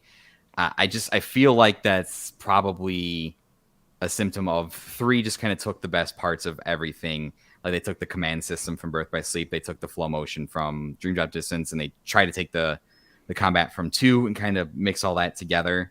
The engine difference is probably different too because they switched the development of 3 from their in-house engine to Unreal 4. Yeah, halfway through. So I'm assuming the engine difference probably has a little bit to do with that there. And the way they kind of implemented the form changes for the Keyblade and the Disney park rides, which is its own insane thing that they did. Yeah. So to me, like 2 was it's just perfect, and that'll always be what Kingdom Hearts is to me.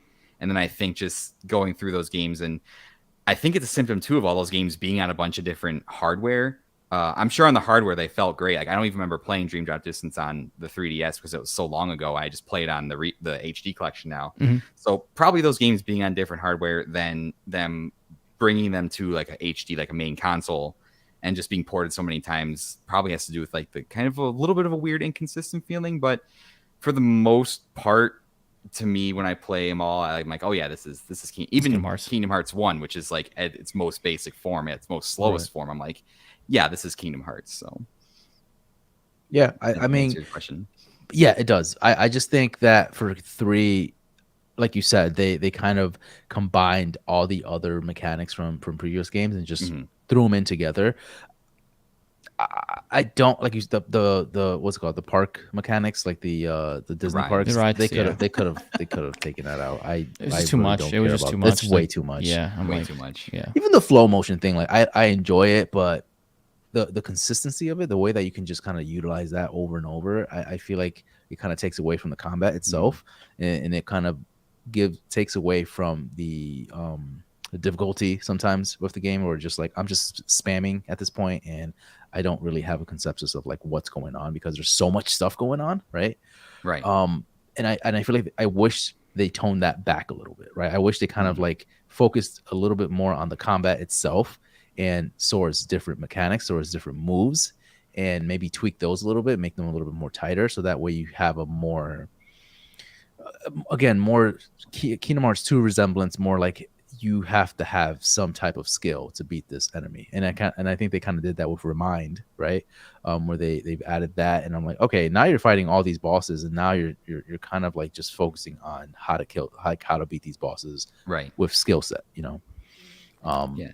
And I feel too, once you introduce something like the flow motion, for example, Kingdom Hearts 2 and even 1, you have these, not to knock the level design because that's how it was just back in the PS2 era, but it was Yeah. like a hallway and then an open arena and then a hallway connecting to another open arena. And that's just how it was. And it felt very contained.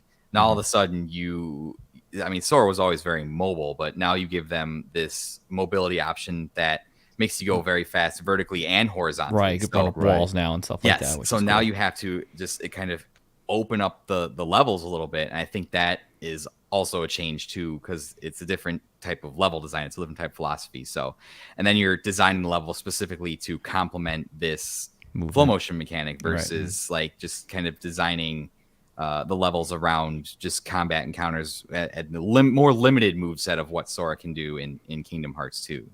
So that probably has something to do with it too. But I'm not a game designer, so I could just be. I'm just a dude on the internet with a microphone. So Right. Well, we can bet on one thing, that we all know that all of the Kingdom Hearts games all have different mechanics. They all feel different in some way. Kingdom Hearts 4 will feel different than Kingdom Hearts 3. That is going to be fact. It's not going to be the same. It's going to feel different. So you might get your wish, Kelv, where it might feel like 2. Maybe. We'll see. Or it might I mean, feel like shit. I hope not. I really, from what it looks like, from the trailer that we got, it looks like it's very similar to Kingdom Hearts 3, right? Where you have like your flow mechanic, you have like your like the running up walls things. I feel like I saw that as well in the trailer. yeah, It looks very similar.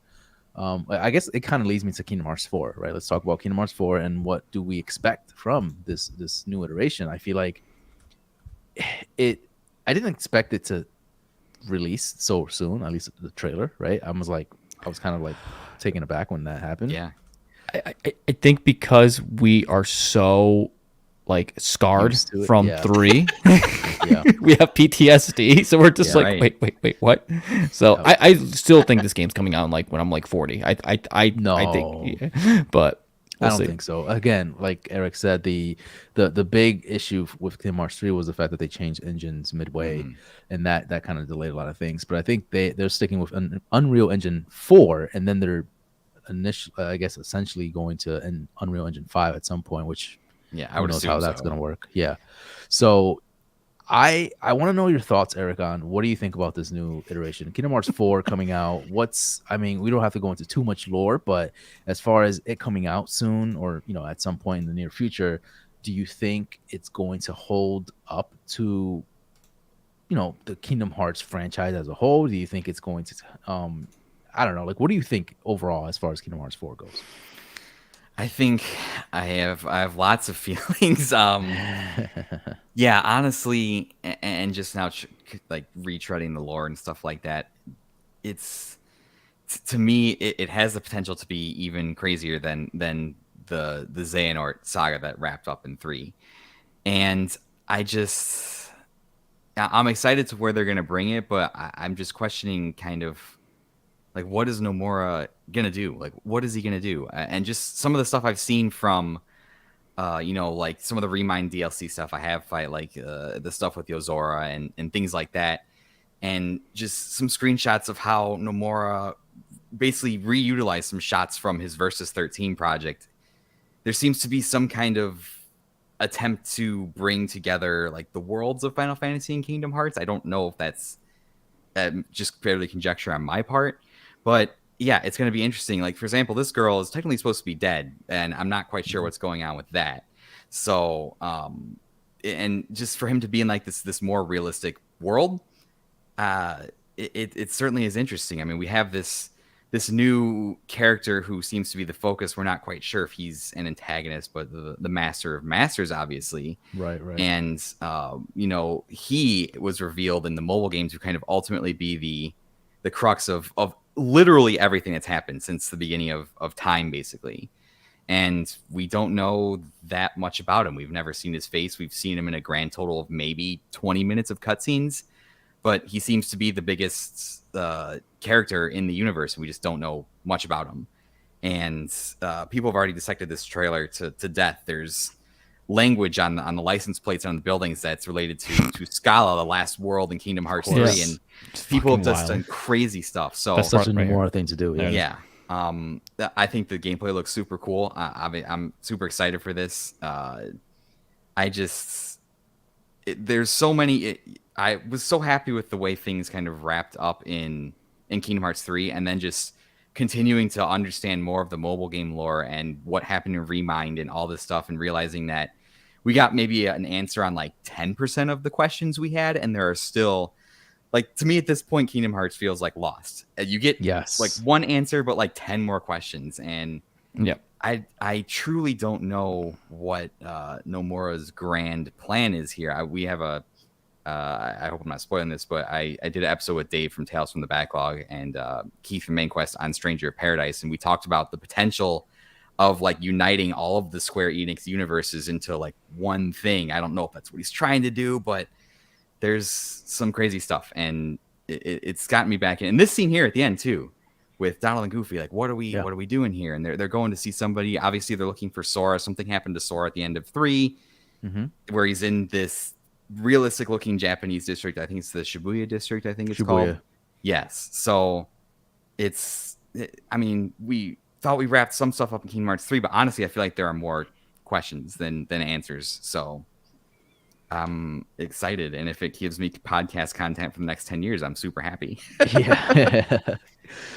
I don't know, man.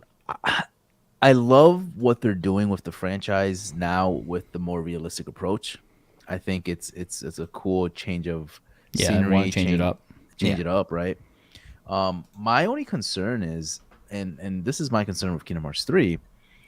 I didn't like the levels. I didn't like the worlds that we kind of like went into, which was, I feel like they were a little lackluster. And I've always been, and I've said this since I've said this since 3, or at least when 3 was coming out. I'm like, I don't like the approach of just Disney focusing on just Disney. Like, I miss the Final Fantasy aspect to it. Like, give me more Final Fantasy, if anything. I know this is a Disney game in a sense, right? But I like that darker side of Kingdom Hearts if they could do that, I think I can answer to that, and Eric as well if you chime in. But I think the reason why we had a lot of Final Fantasy in 1 and 2, and not so much in 3, is they kind of used Final Fantasy to help market this game. They were like, look, Squall's in this, Cloud's in this, Sephiroth is in this, and it's Disney. Like, that invokes like people to be like, wait, like what? Like, that's weird.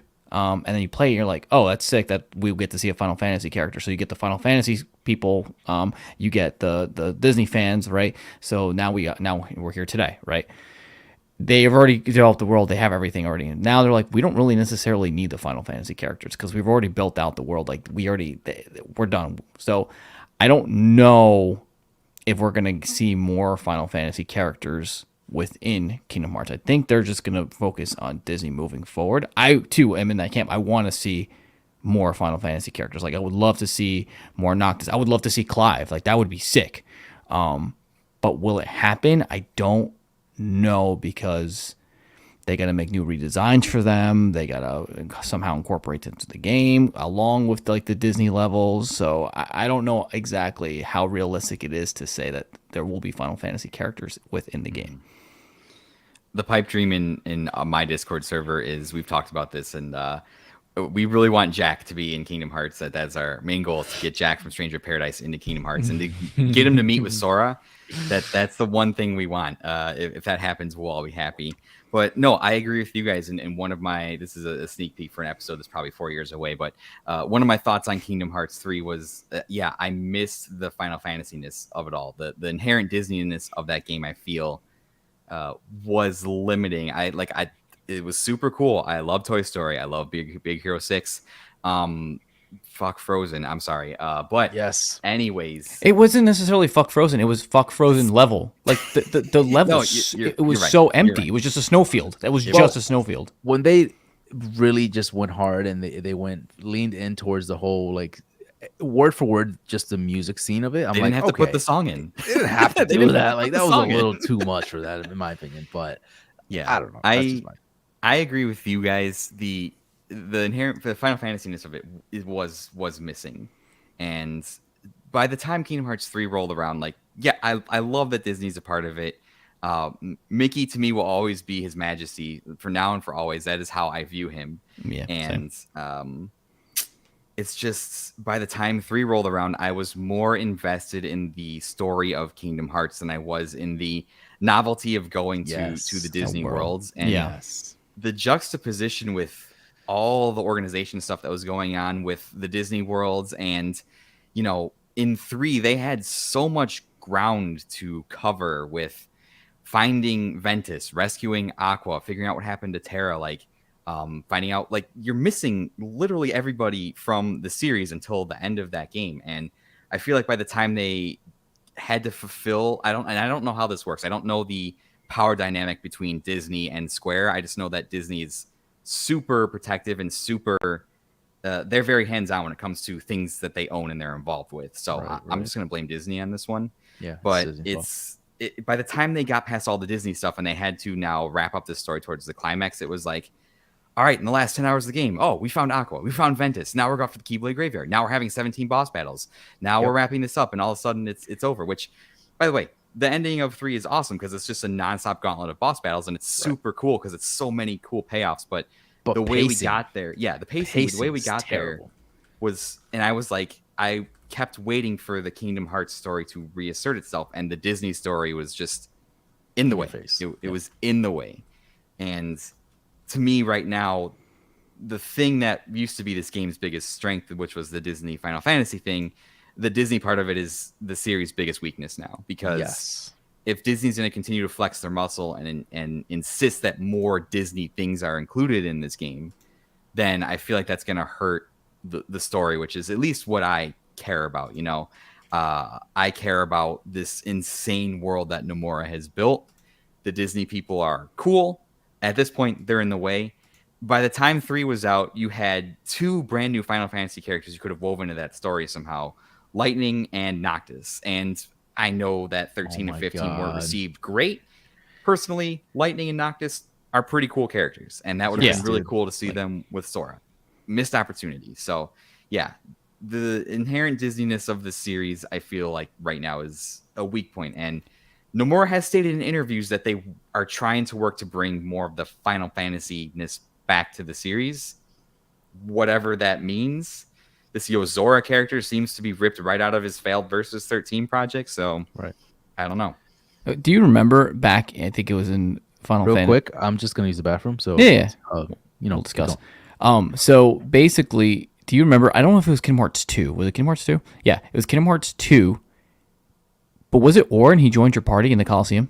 Yes, he does. How cool is that to have freaking Auron from Final Fantasy X be on your freaking... You were like, no one's going to kill me. I'm going to be everything. Like, absolutely insane. And that was super cool because it worked so well with Auron's character from 10 about the way he was like, he really was dead. And for him to be in the underworld, you're like, that's only if you played 10 and played Kingdom Hearts 2, you don't make that connection. But that was super cool. That's a way of doing it the proper way. I think that's a nice mixture of the way that's supposed to work. They didn't even try to do that in 3. Didn't even try. No, I don't think there's a single Final Fantasy character in 3. Is there? And if there is, it's like very, very minimal, or they're like walk. Is Squall in 3? I think they show. No, they don't even show Squall. Maybe they show him. But I don't. that's the thing. I don't remember any Final Fantasy. Even No. like, I was so excited for the prospect of a Sephiroth boss fight in 3. I was like, that's tradition. That Yeah, has you to have to put happen. in there. Nothing. In Unreal 4, that's going to be super cool. And just didn't happen. Didn't happen. Do you think it's a big part is because they have so much going on with the characters right now in their respective games? Like we have Final Fantasy remake was happening, and do they use the model from remake to go into Kingdom Hearts? We have 16 coming out. 15 was just. Do you think there was just so much going on they weren't sure of, and being like we don't feel comfortable with giving the assets over because we don't know how they're actually going to play out in this game, because the story's technically, people haven't played the story yet. So do you think that had something to do with it, just because of, I'm saying specifically for like Sephiroth and like Cloud being in because they're always in the games? Yeah, it's certainly possible, because at that time, I know 3 and 7 remake got announced at about the same time, like 6 years before they came out. And I think at that time, and I know Kingdom Hearts 3 came out first, and I believe it came out 2 years before 7 remake did. So I think if all of a sudden like Cloud and Sephiroth had showed up in 3 and there had been no news on 7 remake and that game was still 2 years away, people probably would have been upset. I assume people would have been upset. But then I'm just thinking of it too, and this is the picture I have in my mind of how it happened. Nomura has all these loose ends that he has to tie up in Kingdom Hearts 3. He obviously has his contractual obligations to include Disney in the story somehow. He's looking at his original plan for wrapping this story up on his whiteboard or whatever, in his office with the thousands of pieces of string going everywhere. And he can't possibly make this all work in a game that he can get out on time. So the easy thing to cut, I would assume, is the Final Fantasy content, because he obviously has to finish his original story. He obviously has to fulfill his obligations to Disney. To me, it was probably just a corporate thing, and I kind of like I said, I blame Disney. I blame Disney, because they're like, you got to put this stuff in there. I want to show you guys a trailer here, and for the audio listeners, I am playing the Super Smash Brothers reveal for Sora. This is actually the latest we get of Sora interacting with Final Fantasy characters. So, do you find it odd that like we have Cloud and Sephiroth in Super Smash Brothers, and they are reacting with Sora? Like, where's the thing where they show actually the trophies that are Sephiroth and Cloud? So it's funny to me that this game has more. Look right there, has more Final Fantasy characters in the Kingdom Heart like lore than 3 did. Like, that's wild to me. So I'm gonna ask the ultimate question: how likely are we gonna see Super Smash Brothers Ultimate somehow make its way into Kingdom Hearts 4? That would be so cool. That would be absolutely. I think my head would literally explode. There would be blood everywhere in this room if that happened. Where we're like in a world, it's like you're actually gonna see Mario, or you're gonna see like something of like super. It's not gonna happen. I know it's not gonna happen, but that'd be so freaking crazy. That would be wild, dude. No, I don't. In the same light of like, I feel like they're just doing too much with these worlds with Disney. I feel like that would be way too much in that sense too, right? I want them to tone it down with the Disney side of things. I want them to really focus on the lore of Kingdom Hearts, because like you said, Eric, this is really what the staple of this game is now. It's kind of like the set, like the front and center thing of what makes Kingdom Hearts now. Like, I don't go to Kingdom Hearts to go to Disney Worlds anymore. I go to Kingdom Hearts to know about these characters and see what's going to happen next. Right. And so they need to focus on, and then the Final Fantasy side, for me, it just makes more sense. It's just more entertaining. It's more interesting to me. So I want them to, like, this will never happen, but remove the Disney side of things. No, I'm sorry. And just kind of focus on the Final Fantasy side and the lore of what Kingdom Hearts is. I know that would never happen, right? I'm even fine with them keeping, like, at this point, Donald and Goofy are integral to the game. So I'm fine with that. Yeah. And keep Mickey Mouse. And, like, I'm fine with all that. But yeah, if I want to watch Toy Story, I'll watch the movie Toy Story. I don't need to go and play a level about it. So Right. Exactly. that's We pretty much the and point of my internet. what's up, bro? I was gonna say, like, unfortunately, guys, the reality is we're definitely gonna get a ton of we probably will get a ton of Disney because there's a bunch of new Disney IPs that came out. There's True. Ray and the Last Dragon, right? There's Moana that hasn't been put into the game. Encanto. Encanto is another that new one for one, right? What's another one that came out recently? And since then, we're ignoring the big question, which is the big IP crossover. Disney has Star Wars and Marvel now. yeah, Thank you. So Yeah. that's the big one. Yes. Which leads me to my question, right? What do you guys think we'll see in Kingdom Hearts 4? What worlds are we going to be in? I think we kind of see a little bit of that in the teaser trailer where that forest looking area, everyone's saying it's Star Wars. It kind of looks like it.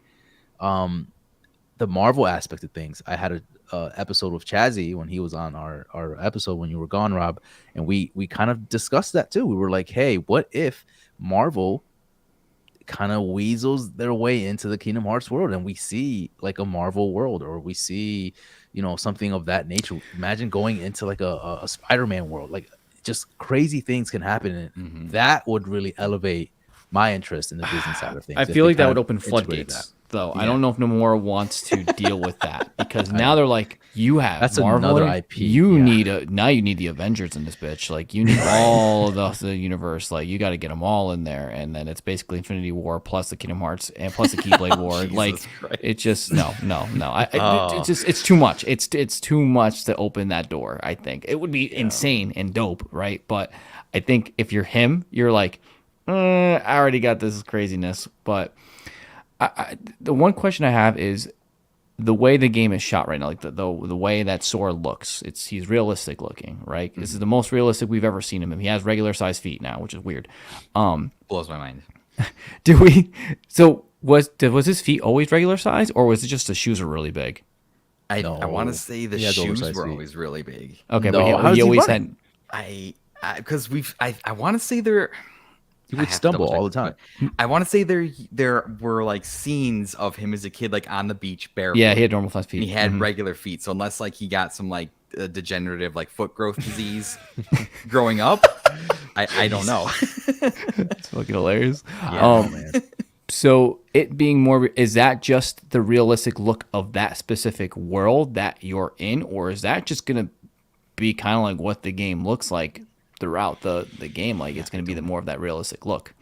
I'm not sure. I certainly I don't mind the look. I think the look is I like very the look. cool. I like, yeah. To me, I still think it needs to retain some of that like cartoony feel because that's what the series is. So it may very well be it's like, yeah, that's what he looks like in that world. In regards to like the Star Wars and Marvel thing, like I agree with you guys 100%. I think that opens up floodgates. If Disney did come and be like, hey, we want one of these things in it, I think Star Wars. I think Star Wars fits more inherently with like Yeah. just the light dark side stuff. Yeah. I think that's a more Sora fighting Darth Vader would be just insane. It's the most insane thing I could possibly think of. And it's like I said, as hilarious as I think it would be to see Tony Stark interact with Sora and Donald Duck. I don't think that would happen. But Bro, Obi-Wan Kenobi in your party fighting alongside you would be wild. absolutely nuts, bonkers. absolutely nuts. And I think that A Keyblade as a lightsaber. Like, they Stop kind it. of Stop it. They kind of Stop did it. that with young Xehanort in Yeah, Dream Drop the- Distance. He had yeah, kind of yep, that yep. crazy one. But yeah, I think the question mark is we don't, just because of how secretive games are, we don't know the dynamic between Disney and Square. We don't know how that works out. We don't know how much Disney flexes their muscle. I do know, just doing my history from the first couple of games, Nomura had pretty big latitude to make discussions when it came to Disney properties, but Disney always had the final say on what could or couldn't be included. And so like they couldn't proceed with development on Kingdom Hearts 2 until they got approval to include Mickey in the game more. And of course, that's going to get approval from literally every person that has a decision-making say at Disney because it's Mickey. So I'm optimistic that maybe they'll pull back in some of the Star Wars stuff, because I feel like in the last couple of years, there's been kind of a pushback on Star Wars media in general. I believe they even came out and said that they're going to be more careful putting Star Wars stuff out due to the Yes. failure Of the movies. of the Solo. most recent. Yeah. Yeah, of Solo, and it's kind of the backlash to the new trilogy. So Yeah. it's gonna be interesting. And then, like I said, I want there to be more of an emphasis on that story Nomura is telling, because I know that's what I'm there for. I feel like that's what, I don't speak for the entire fan base, obviously, but that's what most of the fans are there for, I would assume. Yeah. Because we love those characters, and at this point, like, Disney's just in the way. So Yeah. I don't need to go to Olympus anymore. I don't need to go there. No, I'm good. absolutely not. I'm done. Please I'm don't. done. Please don't. I'm Like, done. I'm good. We're absolutely done. But yeah. Yeah, I think going back to what Rob said, that world that we first see Sora in, that is its own separate world. The Quantrum or something like Quantrum. Quadratum. Thank you. Yes. Quadrilateral. And so that's just the world. That's the realistic approach that they're going for, because it's kind of like taking the Japanese, Shibuya. area. Yeah. Thank you so much. Right. Yeah. And so that, I don't think that's going to be the actual look of the game. So that's crazy to think. We still haven't. If that's the case, we still have yet to see what the game really looks like. Listen, right? if there's anybody that is, I would say, the best about like keeping things under wrap and not letting anything get into the media, it is freaking the Square Enix and Kingdom Hearts. Like, they don't show you shit unless they want to show you shit. Like, you never hear reports about something getting leaked about Kingdom Hearts. Never. They're in the Kingdom Hearts Ultimania, I read a note from Nomura, and he says that he only tells the development team as much as they need to know. So even the development team making the game doesn't know everything that Nomura is planning. Only he knows the true end of how everything is going to work. So yeah, there's no leaks because he's got it all up here, and he's only sharing what he feels needs to be shared at the time. There's probably something they sign in their contract when you work on the game or you're doing anything around the game. They're like, if you say anything about this, there will be an assassin sent to your house to murder you. That's probably what happens. Honestly. I've hired Nintendo assassins to. Yes, Sakaguchi will show up at your house and just like, kneecap you or whatever. But I feel too. I feel like leaks are more of a Western thing. I can't remember too much about anything kind of leaking in regards to like Japanese companies. Yeah, Super Smash is pretty good about it. Yeah, about they're all leaks, pretty like, tight about that. Yeah, which we just I guess we can't shut up. No one can keep a secret here. Shut up. Yeah. Yeah, man. I'm hopeful for what Kingdom Hearts 4 can be. My last question for you guys: when do you think we'll see more? Oh, it's a good We question. have to be seeing more soon. This year, maybe. Right? Tokyo Game Show, maybe in September or something. I don't know. It's gonna be a surprise. Will it be on like a state of play? Will it be at an E3? Will we see something at E3? No, probably not. We probably won't see something. When is D23 happening again? It's around the Tokyo Game Show. Okay. No, so it's around August? Is it December? I thought it was September. Because I'd be willing to bet either of those two probably be pretty good, unless, and this is again just kind of the marketing person in me, they were really heavy on Final Fantasy VII stuff the last like year and a half. So I don't know if they're just trying to keep Kingdom Hearts out of the way for like just to clear the deck for Final Fantasy VII. And obviously 16's coming up now, but pretty much once 16 launches, and then if 7 Rebirth does launch this year, what's next for Square? The deck's kind of clear. So I would be willing to bet that after that stuff goes, yeah, maybe towards that time we get a little bit more, see a little bit more or something like that. But or maybe they're just trying to avoid Kingdom Hearts 3 fiasco, where it's like they announced it in 2013 and didn't come out for 6 years. Right. So, yeah. I mean, they wouldn't have shown the trailer when they did if they didn't have it. They don't want to pull another Kingdom Hearts 3 on us. I know that they're not going to do that. So I think it's going to come sooner than later. I'm thinking 2025. Early 2025. Interesting. I can see that. I do know 2025 would be interesting because that would be the 20th year anniversary of Kingdom Hearts 2. So that's possible. I could see that. I think if they do it in 2024, it might be too close to Reunion. And oh yeah, do we have any idea about that third 7 remake December. game at all? They said Q4 this year. It's not coming out this year. There's no way that game's coming out this year. I'm talking about the last one because it's gonna be a 3-part right? The whatever the last. Oh one yeah, came I don't out. even Yeah. know when that's gonna be. Probably. Yeah, I don't know. Yeah, there's obviously different teams. So we obviously have the 16 team. We obviously have the KH4 team. We obviously have the remake team. I don't know how many other teams there are.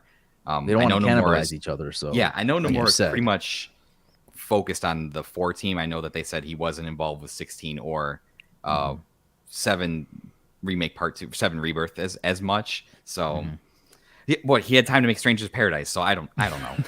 Right. Whatever, dude. I have some sources in the gaming industry, and they're telling me that at least a trailer will come out this year. I As could to see- when, Yeah, they're Yes. thinking it's gonna be sometime in September. So because we got one last year, right? That was the last you time heard we it here got it. first. You heard it here first. That's Yeah, all. last year because that was last year's 20. Well, I think it was the 20th anniversary overall. Yeah. Crazy Exciting stuff. times. Exciting times, man. Yeah, man. I think this is it. I think we've covered a decent amount of Kingdom Hearts. Any final thoughts? Any final wishes? Any final rebuttals? Anything about Kingdom Hearts that you want to just lay it out there right now? I guess if you're interested at all about the series, come listen to Perfect plug. Guiding Let's go. Keys. I've got 2 episodes up on KH1. I've got 2 episodes up on Chain of Memories, and we're, depending on the time this comes out, and I'm hoping next couple months I'll have a couple episodes on Kingdom Hearts 2 come out. We're going through the entire series, and if you want to talk to me about it, I always love talking to people and just trying to convince you to join me in the madness and the insanity, and I'll hopefully make you like the game. Wait, hold on, guys. Oh shit! Here we go. Uh-oh. There's a news that just broke out that Call of Duty is gonna be in Kingdom Hearts 4. What the hell? on, dude. What the hell? Eric, thank you so much for hanging out with us and sticking it through 2 hours worth of content right here. So Yeah. thank you so Man. much, man. Appreciate it. No, it flew by this, and that's the mark of having a good time, right? Time flies when you're having fun. This was awesome, guys. Thank you so much. A treat to come on a show that I think so highly of, to be part of this live show. Like I maybe my second time ever doing something live. So this was an awesome experience. Thank you so much.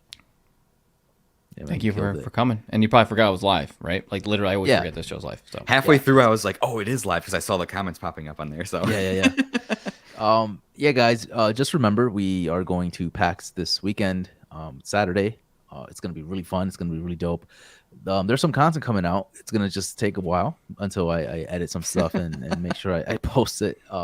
So stay tuned for that. We're gonna have a lot of stuff, a lot of interviews from developers, games that you haven't seen before, games that you haven't heard of. Will probably be on our YouTube channel and maybe on our socials. So definitely check that out in the foreseeable future. Rob, anything before we head out? yeah, I got a question for you too. Yeah. Resident Evil 4 remake drops midnight tonight. Do I download it on PS5 or do I download it on Steam? Ooh, I'm going PS5. is the Steam Deck approved? I think it. I don't. So the Resident Evil games, That's hard. they aren't, but they usually says are, no, like, but they it'll, like, run well. They right? run well. Like I Yeah, played yeah, 3, yeah. like 3 remake, and Same. it was fine. So Yeah. what do you think in Steam Deck? Because I could play it on the go if I wanted to. That's a hard one. I would almost be Right? curious to see on the PS5. I only say PS5 because genuinely I have the Edge and I I have wanna to use it. utilize that thing Gotcha, as much as I gotcha. can. And plus now I have Discord on PS5, so it's like for me it's a no-brainer. But I can see the temptation to kind of bring it on the go with the Steam Deck, right? Yeah. You can just like take a shit and play Resident Evil. with it. Literally take a shit while Scare the shitting my shit out of pants. yourself. Yeah, Yeah. exactly. Just make it easier for you. You know what I mean? So that's a hard decision, man. It's up to you. I think for you might lean more towards the Steam Deck, right? The PC side of things, Maybe. but we'll see. We'll find out next week. I'll vote PS5. I just feel like that'd be a PS5. cool. All right, 2 PS5s. So probably PS5. All right. Probably PS5. Thank you guys for listening. Thank you guys for tuning in. We will see you guys next week.